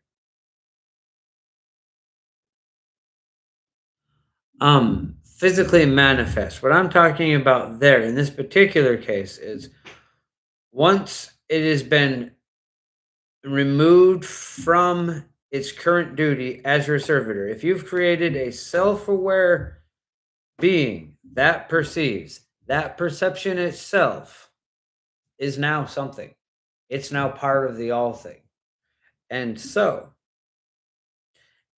is it possible that that perception would then wind up with a form that could reincarnate into a body somewhere? And the answer is yes, it potentially could. Once you perceive, you can never leave. All things begin somewhere. And now the other question here that you're talking about is can sometimes tulpas or servitors become physically visible? I have, with my own experience, found that yes, they can. I talked about that with six before. The tulpa, the shared tulpa that I created that was connected to an all but gone myth from my high school. People saw it. I saw it. And that was because there was a lot of shared belief. And I think perhaps the fact that we were a bunch of teenagers going through the angst of puberty had something to do with how physical that manifestation got. But yes, things can manifest to the point of visibility sometimes in extreme situations or, well, just when things line up right. But most of the time, even when I am doing a ceremony to summon a being, there is a crack in reality in which I see them. There is a face in the movement of the material plane. It's not quite like I just see them like I'm seeing someone standing in front of me, right? It's they are somehow in the way things are. That didn't make any sense at all. But it's like seeing a face in a blanket or in the wrinkles of a blanket, but in the movement of a moment. They're there, but you couldn't draw a picture of what they look like. They're just in the angle of, say, the dresser or the mirror or they're in between the lines.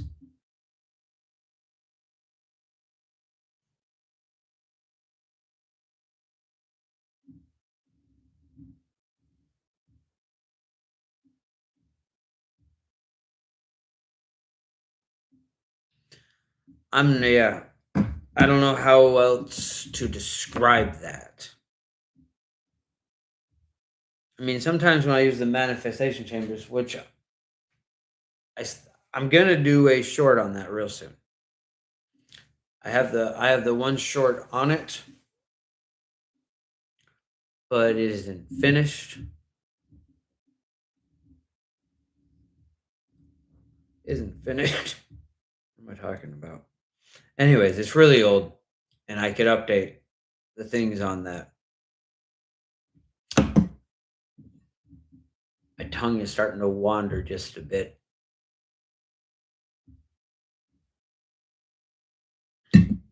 Okay, so we had our segue to the from psychic sensor into Coron zone, and I left it behind.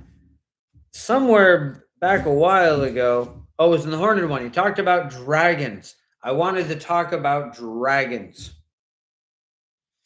And he puts this into this like, oh, this manifestation of the reptilian part of our brain. How was this manifestation of our collective consciousness supposed to know that we're going to call this reptilian the reptilian part of our brain in some later context? Blech. What? Makes no sense. Not the first time I've heard this argument that, oh, the idea of dragons is a manifestation of this part of our brain that, in the 1920s or whenever, I don't remember, I don't know when, but we started referring to this as the reptilian part of our brain. We never referred to it as that before. And then suddenly that's why we have made up this thing about dragons way before that ever got put into words and became a thing. No, no, makes no sense. None. Things don't happen retroactively on that kind of scale. Well, maybe they do. I don't want to say that with that kind of assertion, but things like that rarely do. No. Dragons. If you want to have some stupid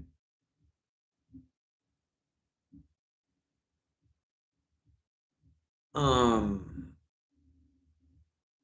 you know mundane explanation, there is the finding dinosaur fossils and stuff, maybe. But there's something more there. And maybe it is a deep memory of when we were small enough that we remember being eaten by giant lizards. But I don't think so. I think dragons are something. I have a whole YouTube about um video about this. and what dragons are. And they're another one of your etheric beings, but they're an etheric being that is very large and very dense, and were once of great import on the material plane. And that's why they are still remembered. I talk often about the imbalance in our reality and about how things aren't able to manifest properly.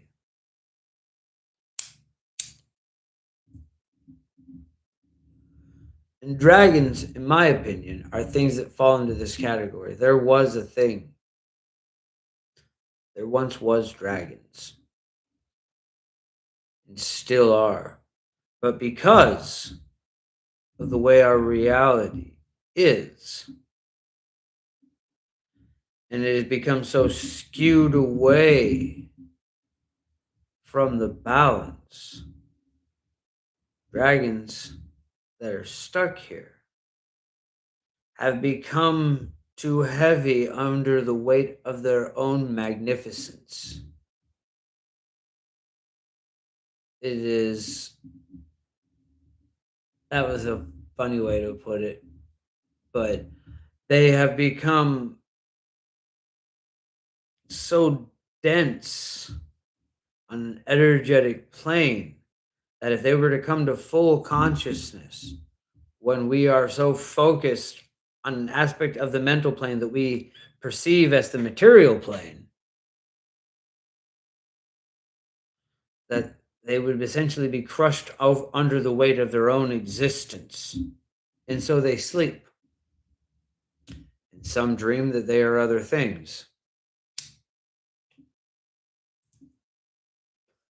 My love Felix had a cat who I genuinely believe was a water dragon dreaming it was a cat. And I suppose I shouldn't blow its cover like this, but I do mean it when I say that.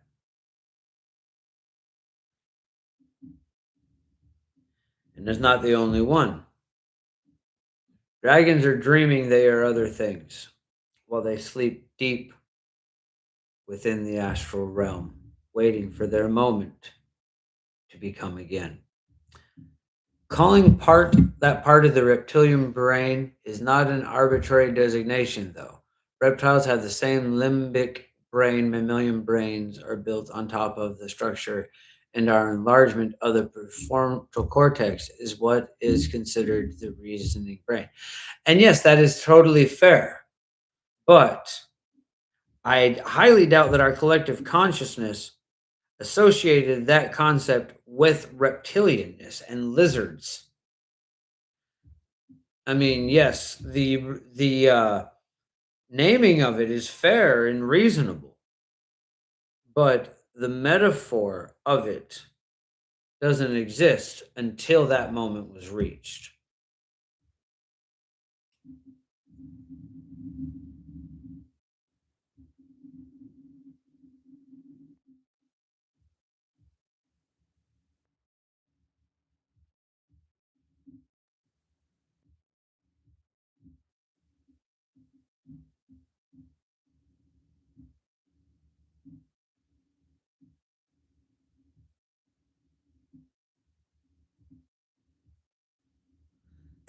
Yes, that's what I'm saying is the association bit there. Like that association didn't exist until whatever psychologist understood that thing and called it the reptilian brain. Like the designation makes sense, but until that metaphor was created, the connection wasn't there.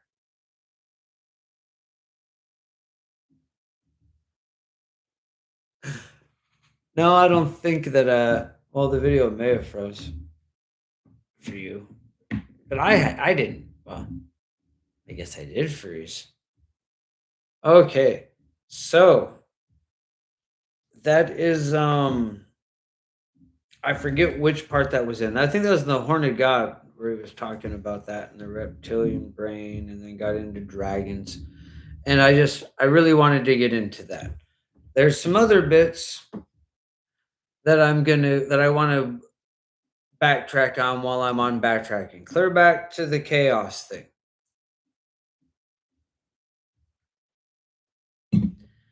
There is this thing with dice, right? Where the odds of you or no, I'm sorry, not dice. Let's stick with a coin. It makes it much less complex if we talk about it with a coin. When you flip a coin, the odds are 50-50 that it's going to be heads or tails. And each time you flip that coin, the odds are 50-50 that it's going to be heads or tails. But if you flip that coin and it's heads, the odds that it's going to be heads again change, right? The odds of you flipping heads 6 times in a row are not 50-50. And so, each time you flip that coin and it becomes heads, if that falls in a line, each time you flip it, the odds of it being heads are actually less.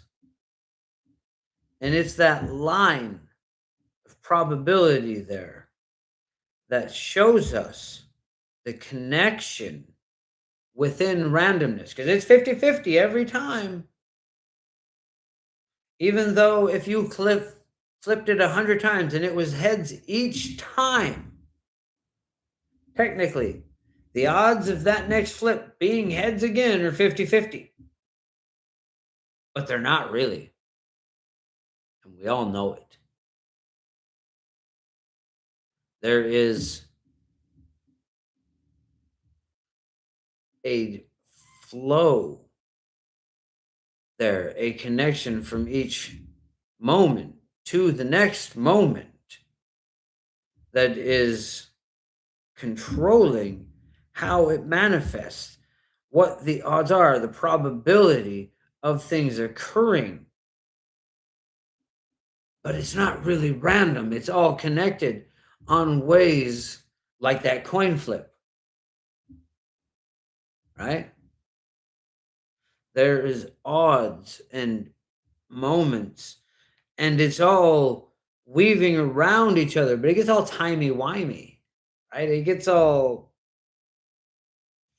but in the end, it's simple once you accept how complex it is.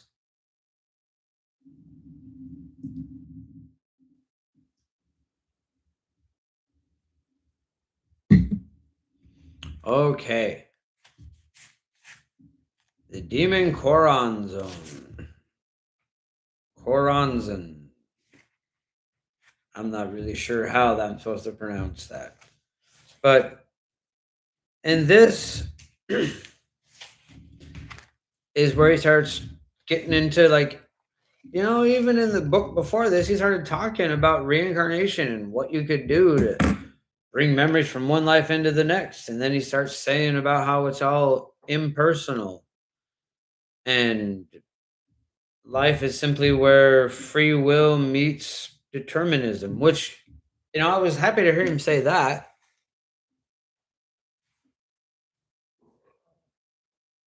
Excuse me.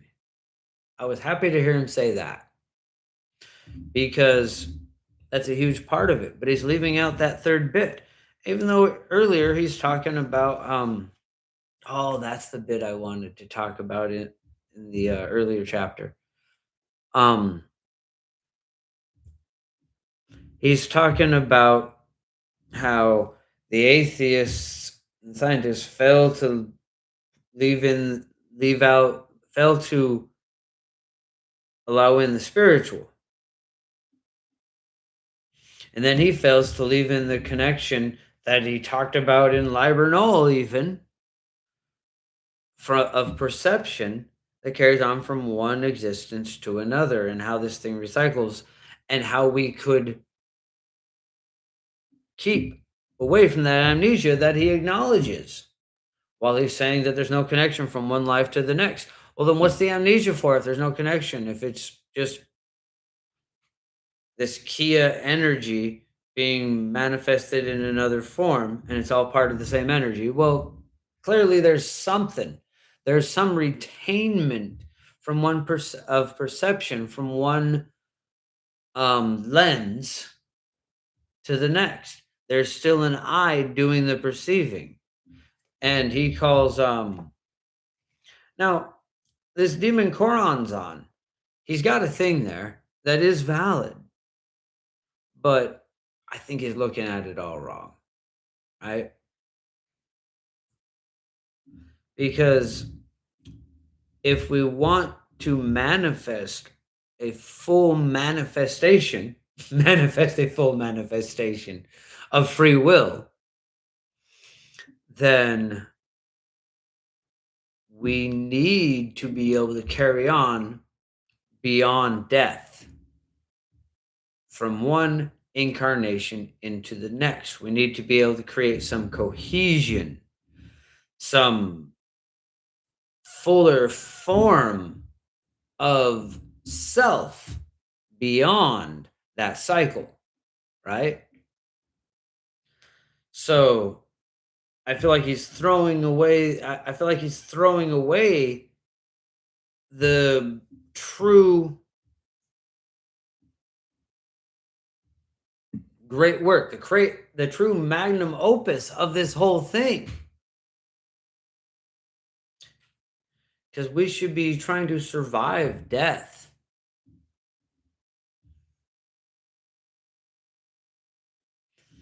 And it's less about remembering what we were before this and more about retaining who we are now and carrying that forward, right?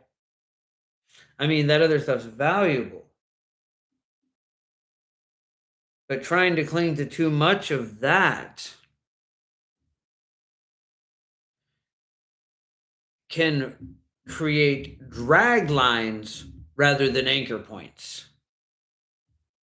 And that is something that can tear from our cohesion rather than helping us hold into place. If we try to hold too strongly on what was the past, we want to get our anchor points as deeply in the present as we can. If you have a lot of past life memory, then those are anchors. But if you're having to, like you're suggesting, go to these cacao demons or Agatha demons or any other being to help you remember your past life. Now, there is value in that, right? But you want to get full memory of it yourself. I'm not saying that there's no value in that, but we want to get that fuller understanding of it before it becomes a drag point rather than an anchor point. Things that connect us to that fullest self. Things that create a fuller concept of self in that highest self. Because that's what we're wanting to do is create cohesion, create sense of self all the way to the top. Because as much as I talk about the audience almost as if it's something to be aspired to, it is also growing. It is also fulfilling manifestation. It is becoming more. It is in a constant state of change.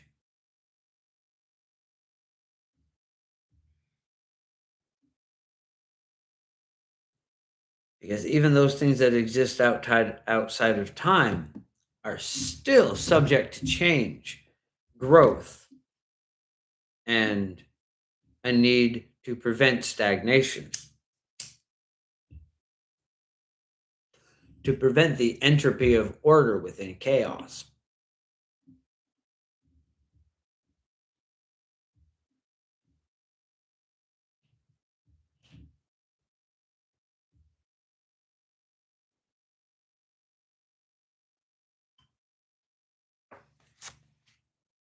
And so, what I was wanting to say and got totally distracted from with whatever that was I was going off on about there.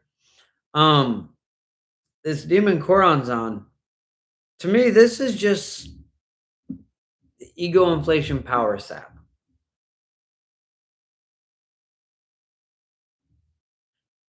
When we are using our magic to make ourselves feel cool rather than to have actual effect on any aspect of our lives.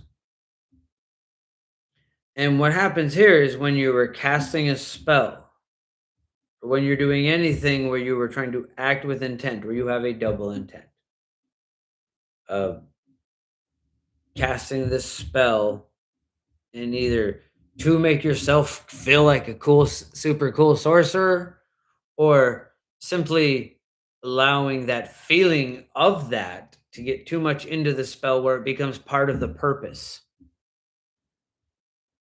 And this inflates the ego and conflates that feeling of power. The feeling of power and the having of power are separate things. As much as belief imparts reality, the feeling of power and the having of power are still separate things. And so when we get that illusion started by casting to create that feeling rather than doing the things that prove that power, we wind up with the ego inflation power sap. And it might feel good to make oneself feel like a cool sorcerer. And it's okay to do that, even if you are acknowledging and owning and knowing that that is the intent of what you were casting right now, is something self glamour to make myself feel better and make myself feel like a super cool sorcerer. It's maybe not even a bad idea. Nothing wrong with it.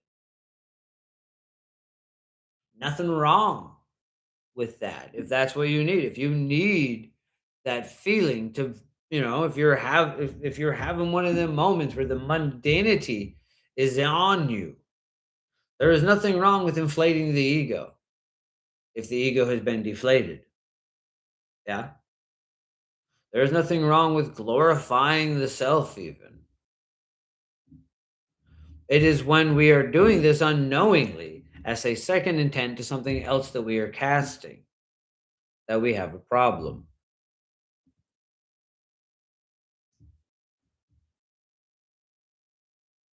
And that's what we're doing when we're trying to maintain parts of the selves from one life into the next. It's self glorification.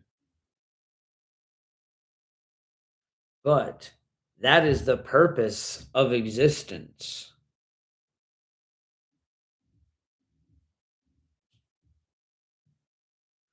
Is to express the self, to create artistry within the existence that we live in. And what is this but expression of the self glorification? But the self glorification should be done in a way that acknowledges the interconnectedness of all things, because the self is connected to all other things.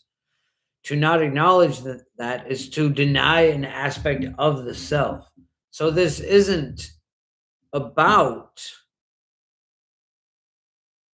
denial of the interconnectedness. This isn't about a glorification of the oneself as greater than, but simply a glorification of the self in a moment and an expression of who you are in the center of your being and what your perception perceives. Did I see your messages above? Oh, about the different demons that can help with the helping to remember reincarnation. Yes, I did. Um, I didn't read them out, but I felt I kind of thought that I was answering them. Um, these things can be valuable. There is certainly value in gaining access to past life memories, and spirits can help you with this if you trust them. Yeah, there is a lot of trust there. There's the same amount of trust in that as there is eating. Oh, okay. I mean, the other method, the second method is more about saving your personality in terms of memories. Maybe I didn't see that part. You can create a memory holder thought form to retain all of your memories from your past lives and your current one for you. Lose more energies from energy off in hard copy. They called Zamani have to set them. To give memories as needed so you don't overload the hardware, but will only. Now, see, that's an interesting idea. Actually, I have heard of people creating servitors, which are aspects of the self, in with the intent that it holds on to memories, and then when you're born into a new life, the servitor comes and finds you and tells you who you were before. It's a great idea. That one I didn't see. I was going off on a thing. But yeah, this is potentially quite powerful. And you know, he talks about, even though in Libernal he's talking about how to do it with some highly questionable morality things, like with the was it the red right? Yeah. I mean,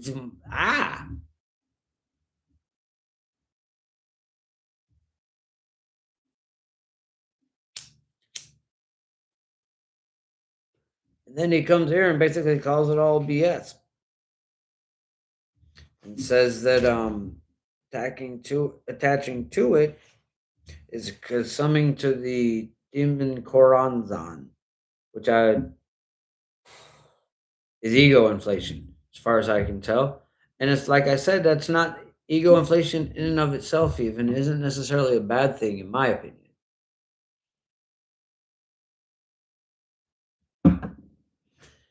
This is part of what the personal sigil is all about, is creating a cohesion of the self, something for that part of you, which is part of the audience, to connect to. Because not all members of the audience are fully aware of their participation in the all thing. Yeah. Like I said before, just because this is the fullest self does not mean that part of the self is even fully aware or even self aware. It is there. And that's what I'm talking about before, about the beings that want us less interested, why they want this reality and other realities, which they're losing at this point. It's so like, this isn't something we need to concern ourselves with a lot from our perspective. But this is why they want to create perceptions of potential that are boring, so that people in the audience don't and themselves don't wake up and remain essentially NPCs, non-playing characters, not non-playable. Yeah, see the difference there? Non-playing characters. There's a lot of perception that is just kind of not paying attention.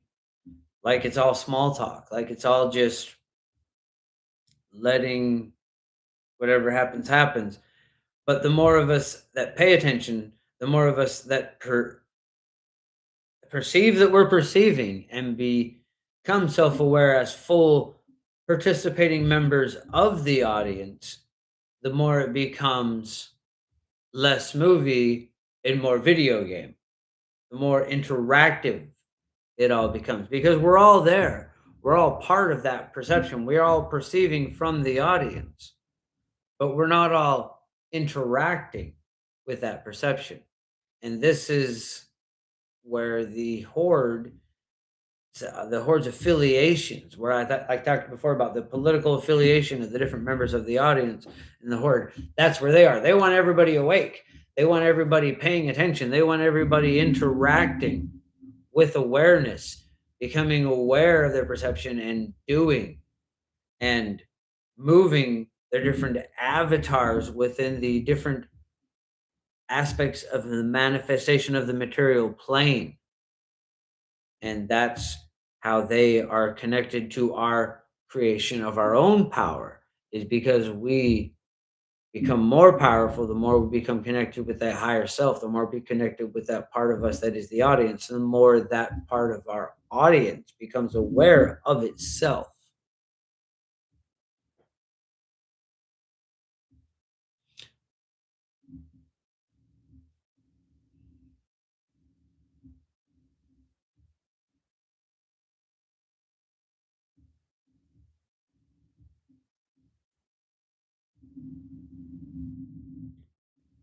Just look over the chat here again because I clearly missed some things again.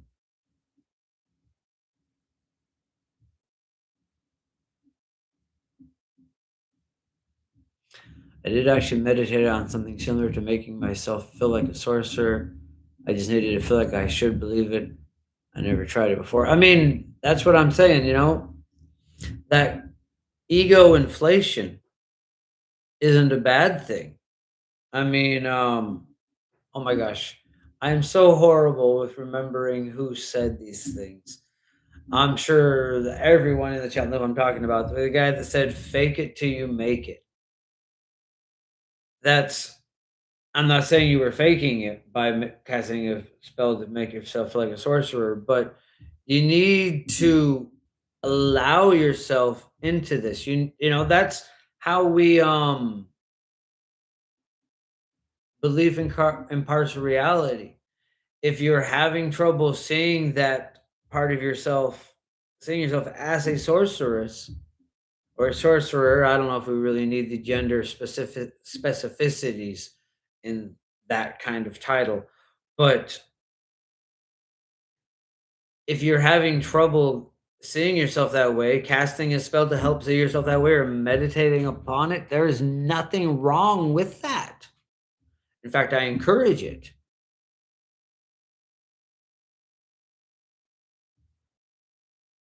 You know, this is part of the wearable tulpa thing. It's part of what I'm doing with this larger thing that I'm creating.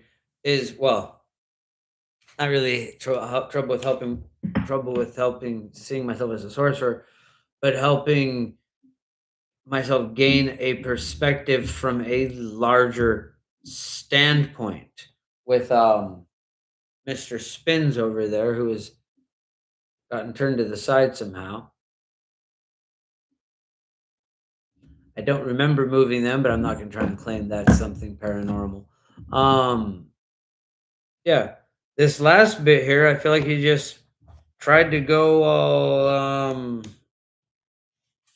pessimistic and like I don't know, the never ending story. The movie ended halfway through the book. And the second half of the book is explaining how just because you can name the empress doesn't make you special.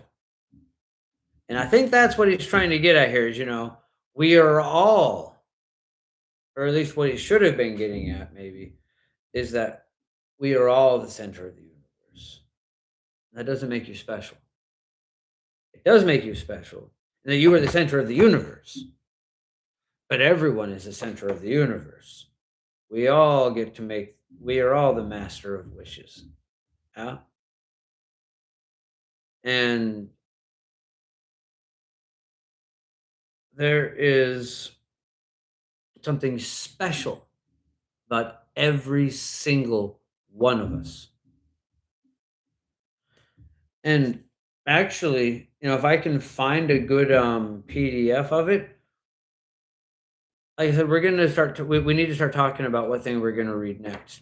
I feel like the never ending story, the full book is a book on magic. If you read the whole thing, it's a book that's trying to show you that special something.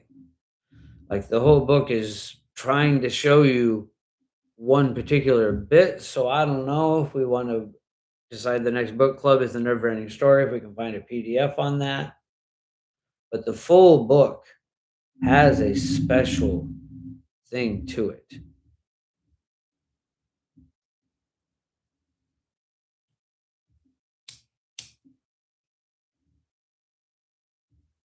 I don't know. That's gonna be important for next time. Um, this Demon Coronzon thing here, I'm not sure I have a lot more to say on that. Perhaps you would say that is because I am influenced by the Demon Coronzon and I need to banish the demon. But I see value in surviving death. And clearly he does too, or he wouldn't have talked about in Librano the ways of going about doing it. But then he throws it all away there.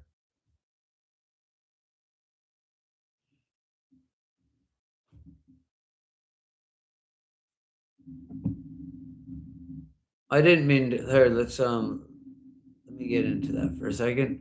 In the other method, the second method is more about saving your personnel and memories.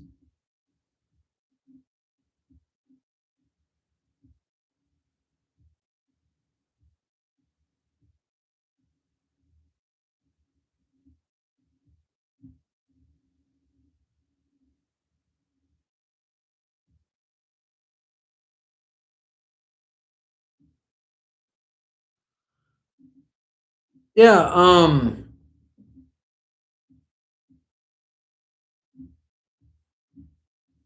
there's a third and fourth. The third is basically internal alchemy, developing your energetic spiritual body. They can seem similar, but the spiritual body is focused on psychic and mental.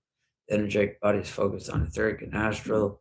You can have very high spiritual development, but have little energetic development where your powers are unbridged, meaning they exist, but they don't have a bridge to manifest into the layers, specifically astral, etheric, physical layers.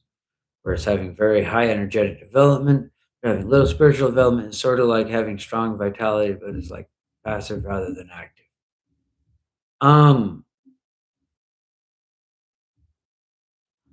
we certainly want to create a cohesive astral form to go from one life to the next, and there are a lot of ways to go about that. We can also create anchor points within one life that we can then access in the next life. And like I was saying, that's kind of what you're saying there is similar to what I'm doing with Mr. Spins over there. I've said his name many times, but the crypticness, secrecy, even if it's a little camp at this point, should be used. Um, it's kind of what I'm doing is creating an etheric form, a wearable tulpa that I can put on when I eventually pass. Like I'm not certainly not planning to do so anytime soon, just to be clear. But in the meantime, I'm creating a wearable tulpa etheric form that I can assume is actually a slightly higher manifestation of my current awareness, kind of a god form, if you will, that I'm creating on my that I am creating for myself as a bridge between me and my full self as an audience as a self-aware audience member, and giving it a form that when I pass from this form, rather than reincarnating into a body, I hopefully can then reincarnate into that etheric form and manifest to whatever degree I'm able to get it to manifest, and we'll work from there for a while. So I actually am hoping to at least temporarily sidestep the reincarnation cycle at the end of this life. And well, I have a few videos on that and how I'm going to go about all of it. But creating an etheric form to inhabit once I leave this form is part of that process.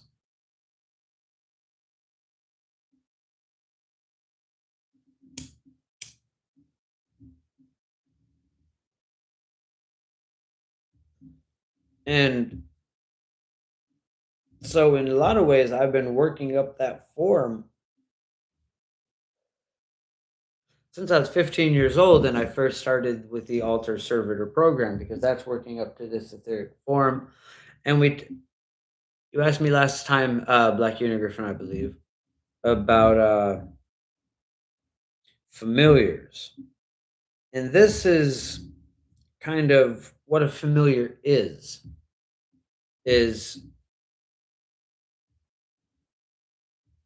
a outside manifestation of the self, a manifestation of yourself that has been given an anthropomorphic form and a semi-awareness that has been created essentially from your own consciousness. Yeah, I was pretty sure that was you that was asking me about that. Now, we get this idea of the familiar now with like your pet that you've magically enhanced and can see, like even if you can see through the animal's eyes, that is still a little different than the original intent behind what one meant by a familiar. I feel like it's this idea of the astral double, which is what I'm creating with Jeshua Wittershins there. And there I go. But anyways, Beastmaster. Yes. Oh, I love those movies. That's an enchanted animal. That is an animal with which we have made a connection. And yeah, you could maybe call that a familiar. It depends on how strict you want to be with the word. Okay. So I'm going to do one more intermission, and then we're going to start summarizing things and opening up to the questions and answers. All right. Comments, questions, and concerns.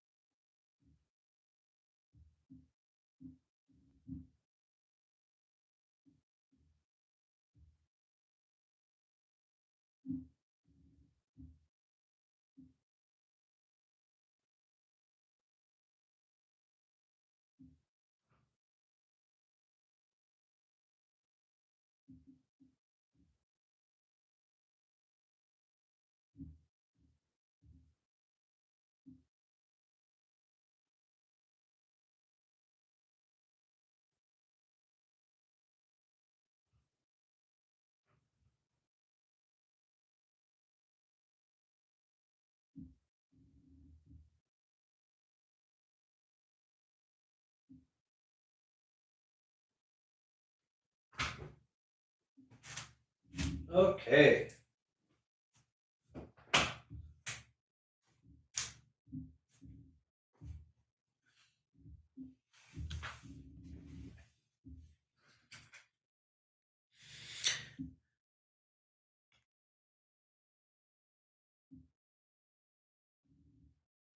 Now, I don't know if reincarnation is intentional or unintentional, but my shaman told me it was intentional or a decision based during the time a person's body is permanently unusable.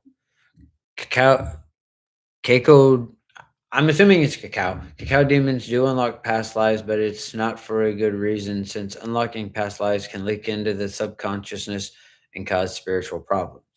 Now, see, that's what I was saying before um, about the using demons of I mean maybe that's caca.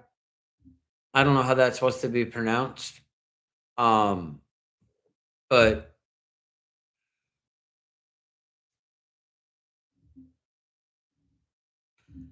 um anything that doesn't have your best interest at heart, that is serving you up things from your past life memories, you're giving them a lot of trust. Yeah. Like allowing something else to help you access your past life memories in that fashion is the same level of trust as it is eating food someone else has cooked for you. They could do anything to it. You're assuming they're going to be cool and do nice things. But if they have any ill intent, they can easily put that into the things they are feeding you.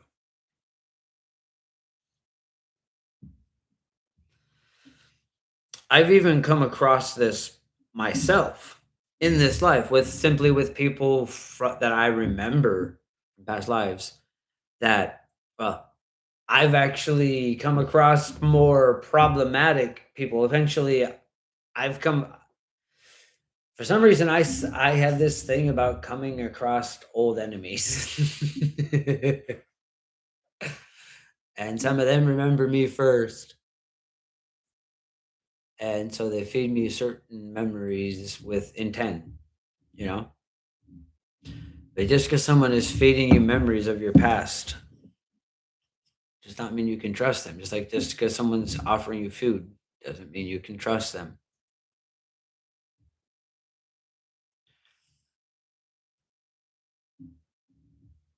How do you pronounce that? Is that caca or cacao?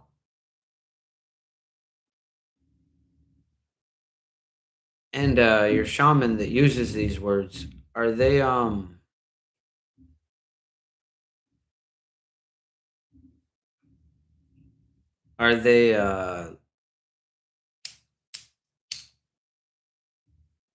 Latin based?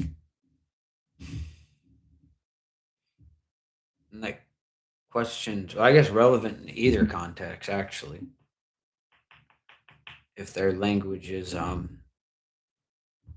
Hispanic, actually is the question I'm trying to ask there.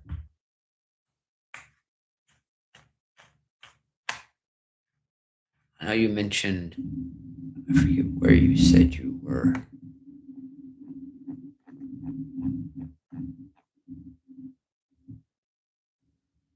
Ancient Greek. Okay.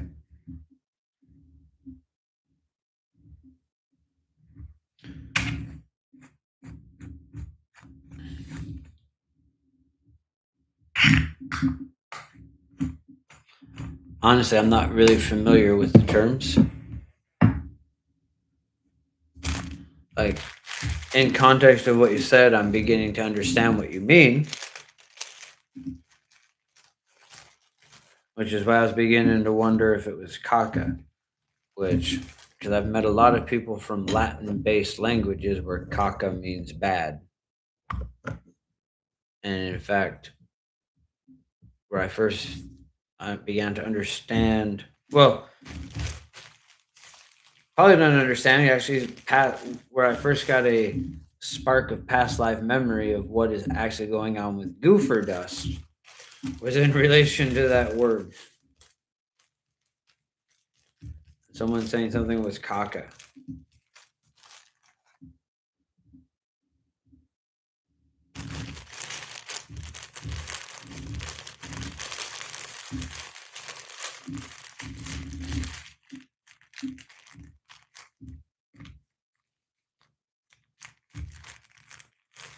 But like I said, like I'm pretty sure I said before, I won't actually be at any point sharing the actual recipe for real Guther dust. Yeah, I think it does mean poop. Okay. Yeah, that makes sense. Thank you, Black Unigriffin. Because I won't be sharing the formula, but the known part, is that the known part? One of the important ingredients is urchin, guano. Like bat will do as well. Pretty much anything that you consider guano is one half of the two absolutely vital ingredients for actual goofer dust. But that's not a recipe I'm gonna provide on the live, and not something I ever actually recommend using. So if you do get a hold of some real goofer dust, throw it away.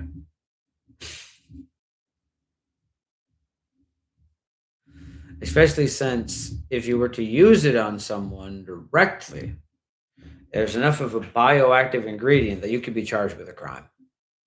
Like you could definitely be charged with, oh man, you used a bioactive agent on somebody.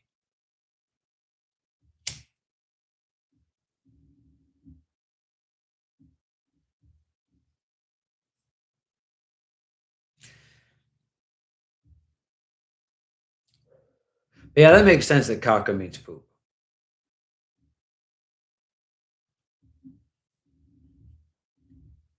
I have a lot of family that's Hispanic, and I've heard that word a lot. That's caca.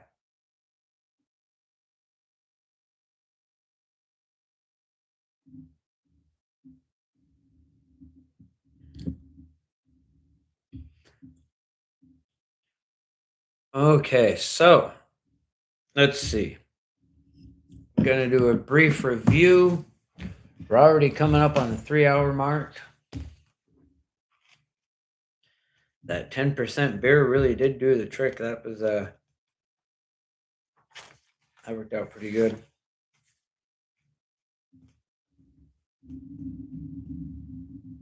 Okay. Nope, too far back. I'm just gonna go back over each chapter's magical time. So we're just gonna kind of do a review. Okay. I don't know where Kako demons come from, though, or how they originate, but they come from the sections of the underworld, and a lot of deities don't like Kako demons. They are basically sealed down by the deities and other spirits because they cause a lot of mess in the middle or above realms if they manage to get there. Okay. Um, I don't have a lot to respond to that. I figured though that I should read it out loud because the chat isn't be able to be seen afterwards. Apparently, if I could change that, I would. Like when people watch this afterwards, I would make it so they could see what was going on over there. Okay, so we talked about magical time, and magical time is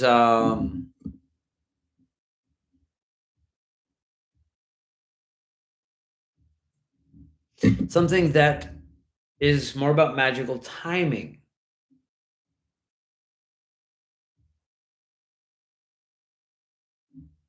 Oh, you can?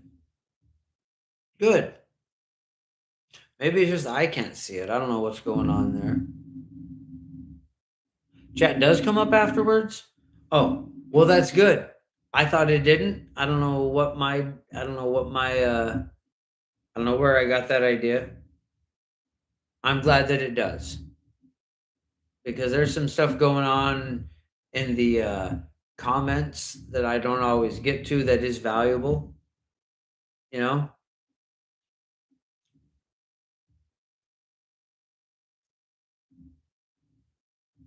Yeah, I figured it was an accidental caps love. I didn't think you were yelling at me. But that's good to know. That's good to know. I don't know where I got the idea that it wasn't. I'm pretty sure that I tried watching them and didn't see it, but maybe I just didn't watch the live long enough. I don't know. I don't tend to watch my own lives for very long. Sometimes like, you know, with this book club one, for example, this one I went in to make sure of what I said we were going to read for this week, and I didn't see the chat come up, so I thought it didn't. So I was really taking care to read out anything that I thought I should read out on the side this time.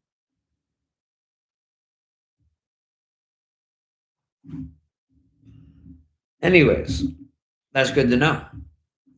Magical time, more about timing, and there can be a lot of value in timing what you're doing with the rotations of the heavens, the moon, the seasons and cycles, or any other. That's actually what I didn't cover there. Um, well, I don't know if that counts in the same concept, but like casting your spells in the relation to sporting events, even like oh my gosh, I'm gonna bring up the New York Knicks. Everyone's talking about the New York Knicks, but I'm about to bring it up. Like using that momentum, the timing of everything going on there to cast a spell for your own success that has been a long time in coming or something like that would have been really valuable. Of course, you would have been making a gamble on that and just assuming the Knicks were going to actually win. But that's a good example, of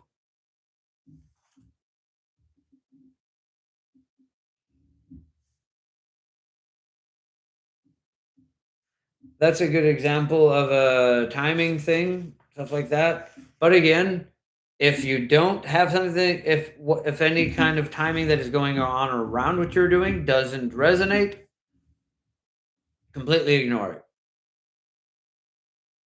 Good night, Max. Sweet dreams. Thanks for sticking with us. We're not going to be on much longer now, anyways. You know, just kind of rounding off here.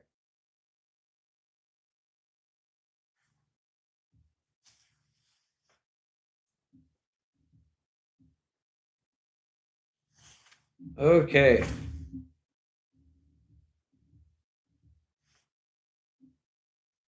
There's that bit about the 22-year cycle. We talked about that last time. Chemonosis. I don't have a lot to say on that from a legal standpoint. Um, the thing I felt was the most important there, though, is let those things just wash over you. The maxim against fear and Dune is relevant here. Fear is the mind killer. I will let fear wash over me, and when it is gone, I will see. Oh, I can't remember the damn maxim. The remember what you're on, let it wash over you. Don't try to drive it. Let it guide you where you want to go. Don't struggle. Don't submit. Accept. Magical perspectives. I was kind of disappointed with this bit here, like I said. Uh, but I started using this as my first in bit to the set to the psychic sensor and magical perspectives, and how when we change our own perspective about reality, our psychic sensor, which is that part of our mind that is creating a cohesive narrative of reality, will respond accordingly. Then we got to chaos and the secret of the universe, which I planned we were going to spend a whole lot of time on. I feel like we spent less time there than I intended. But the things that I want to leave from there is that let it be known that for all things there is an equal and opposite all thing. The sum total of the universe is zero. And yet let it also be known that for all things there is an equal and opposite thing, and the sum total of the universe is unknowable, and that it is all conflict. It is all a matter of perspective, of resolutions. It is timey-wimey. It is twisted, turning. For every moment that is gestural, there is a movement that is Widdershins from perspective. This is how we get a spiral. Every circle, as it turns, you're looking from the top, it is gestural, from the bottom, it is Widdershins, or the opposite. But either way, this gestural Widdershins is how we create the spiral of a movement and the turning of reality and moments manifest. This is very much the secret of the universe, is that there is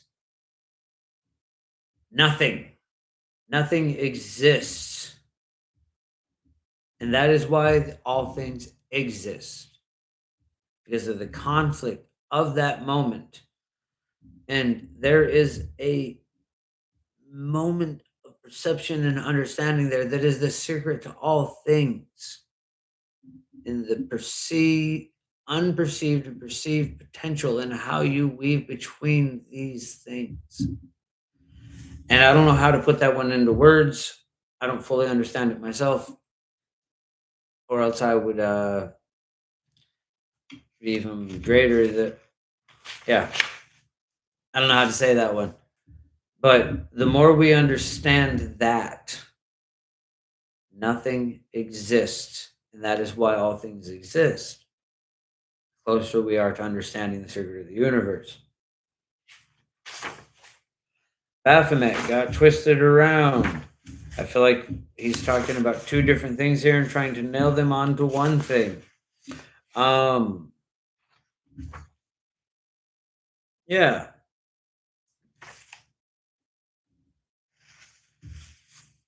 There is a deep interconnectedness to the idea of the horned one, but I think it is branches grown from bone rather than horns. It is the idea of the interconnectedness with nature. It is Pan, it is the overall arching spirit of interconnectedness and understanding that nature exists within the city just as much as it does within the trees. There is no escaping nature. We are animals. I think that's part of what I left out here that I should have got around to, is we are animals. And that's part of what the Horned Hunter reminds us of. The psychic sensor, I kind of got into that some just a moment ago.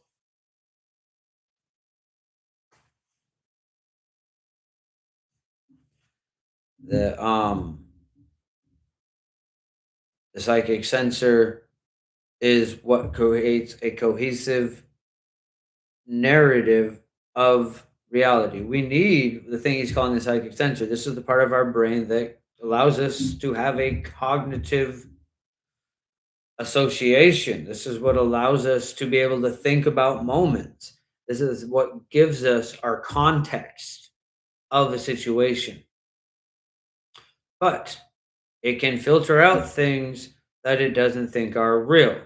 And the best way to work with that is to convince our mind of a narrative that includes magic.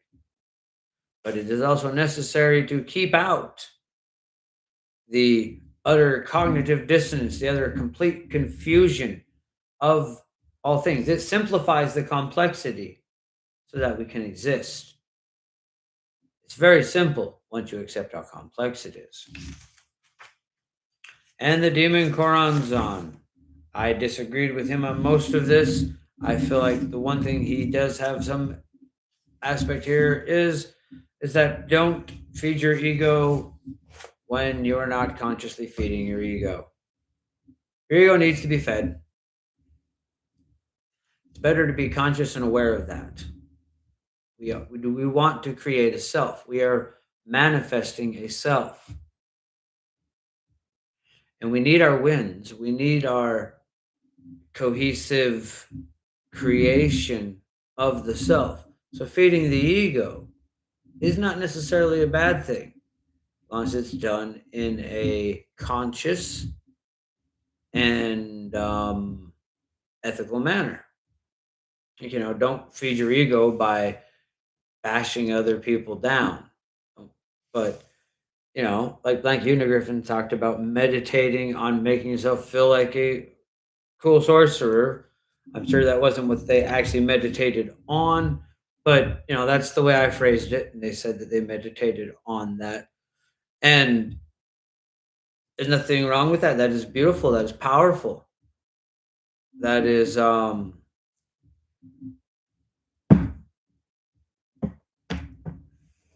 part of the affirming of the self, the creating of the belief that imparts reality. It's when we do this unconsciously. It's when we are casting a spell to do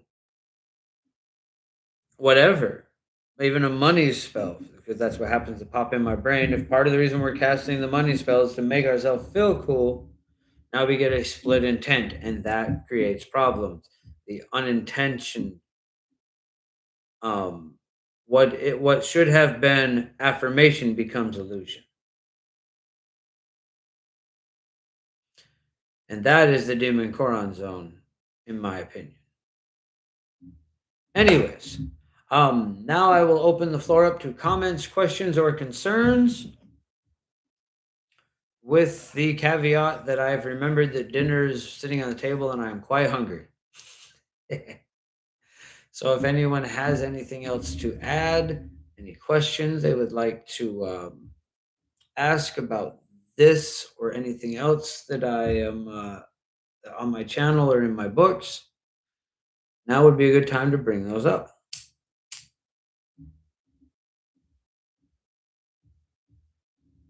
And I'll give it a moment because I know there's a delay this tonight for some reason.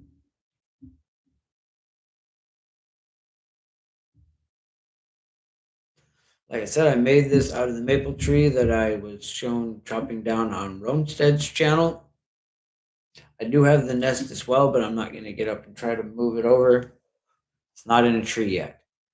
But I did weave a nest from maple bark. It'd be too much of a pain in the butt to bring it over here at the moment, so we're not going to do that. Anyways.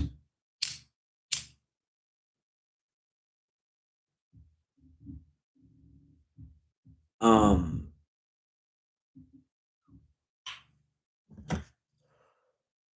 think we're about to call it for tonight. I appreciate all of you that have stuck with me this long, and I have enjoyed the live. I would say this is another successful reading. We're getting very close to the end of this book. So start thinking about what book we want to do next. Like I said, I'm kind of tempted to suggest the Never-Ending Story. I'd have to find a PDF for it.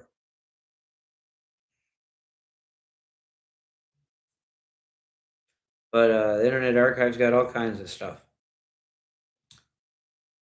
Anyways, I think we're gonna call it there then. Until next time, bright blessings and an interesting fate. This has been Sorcerer Tal.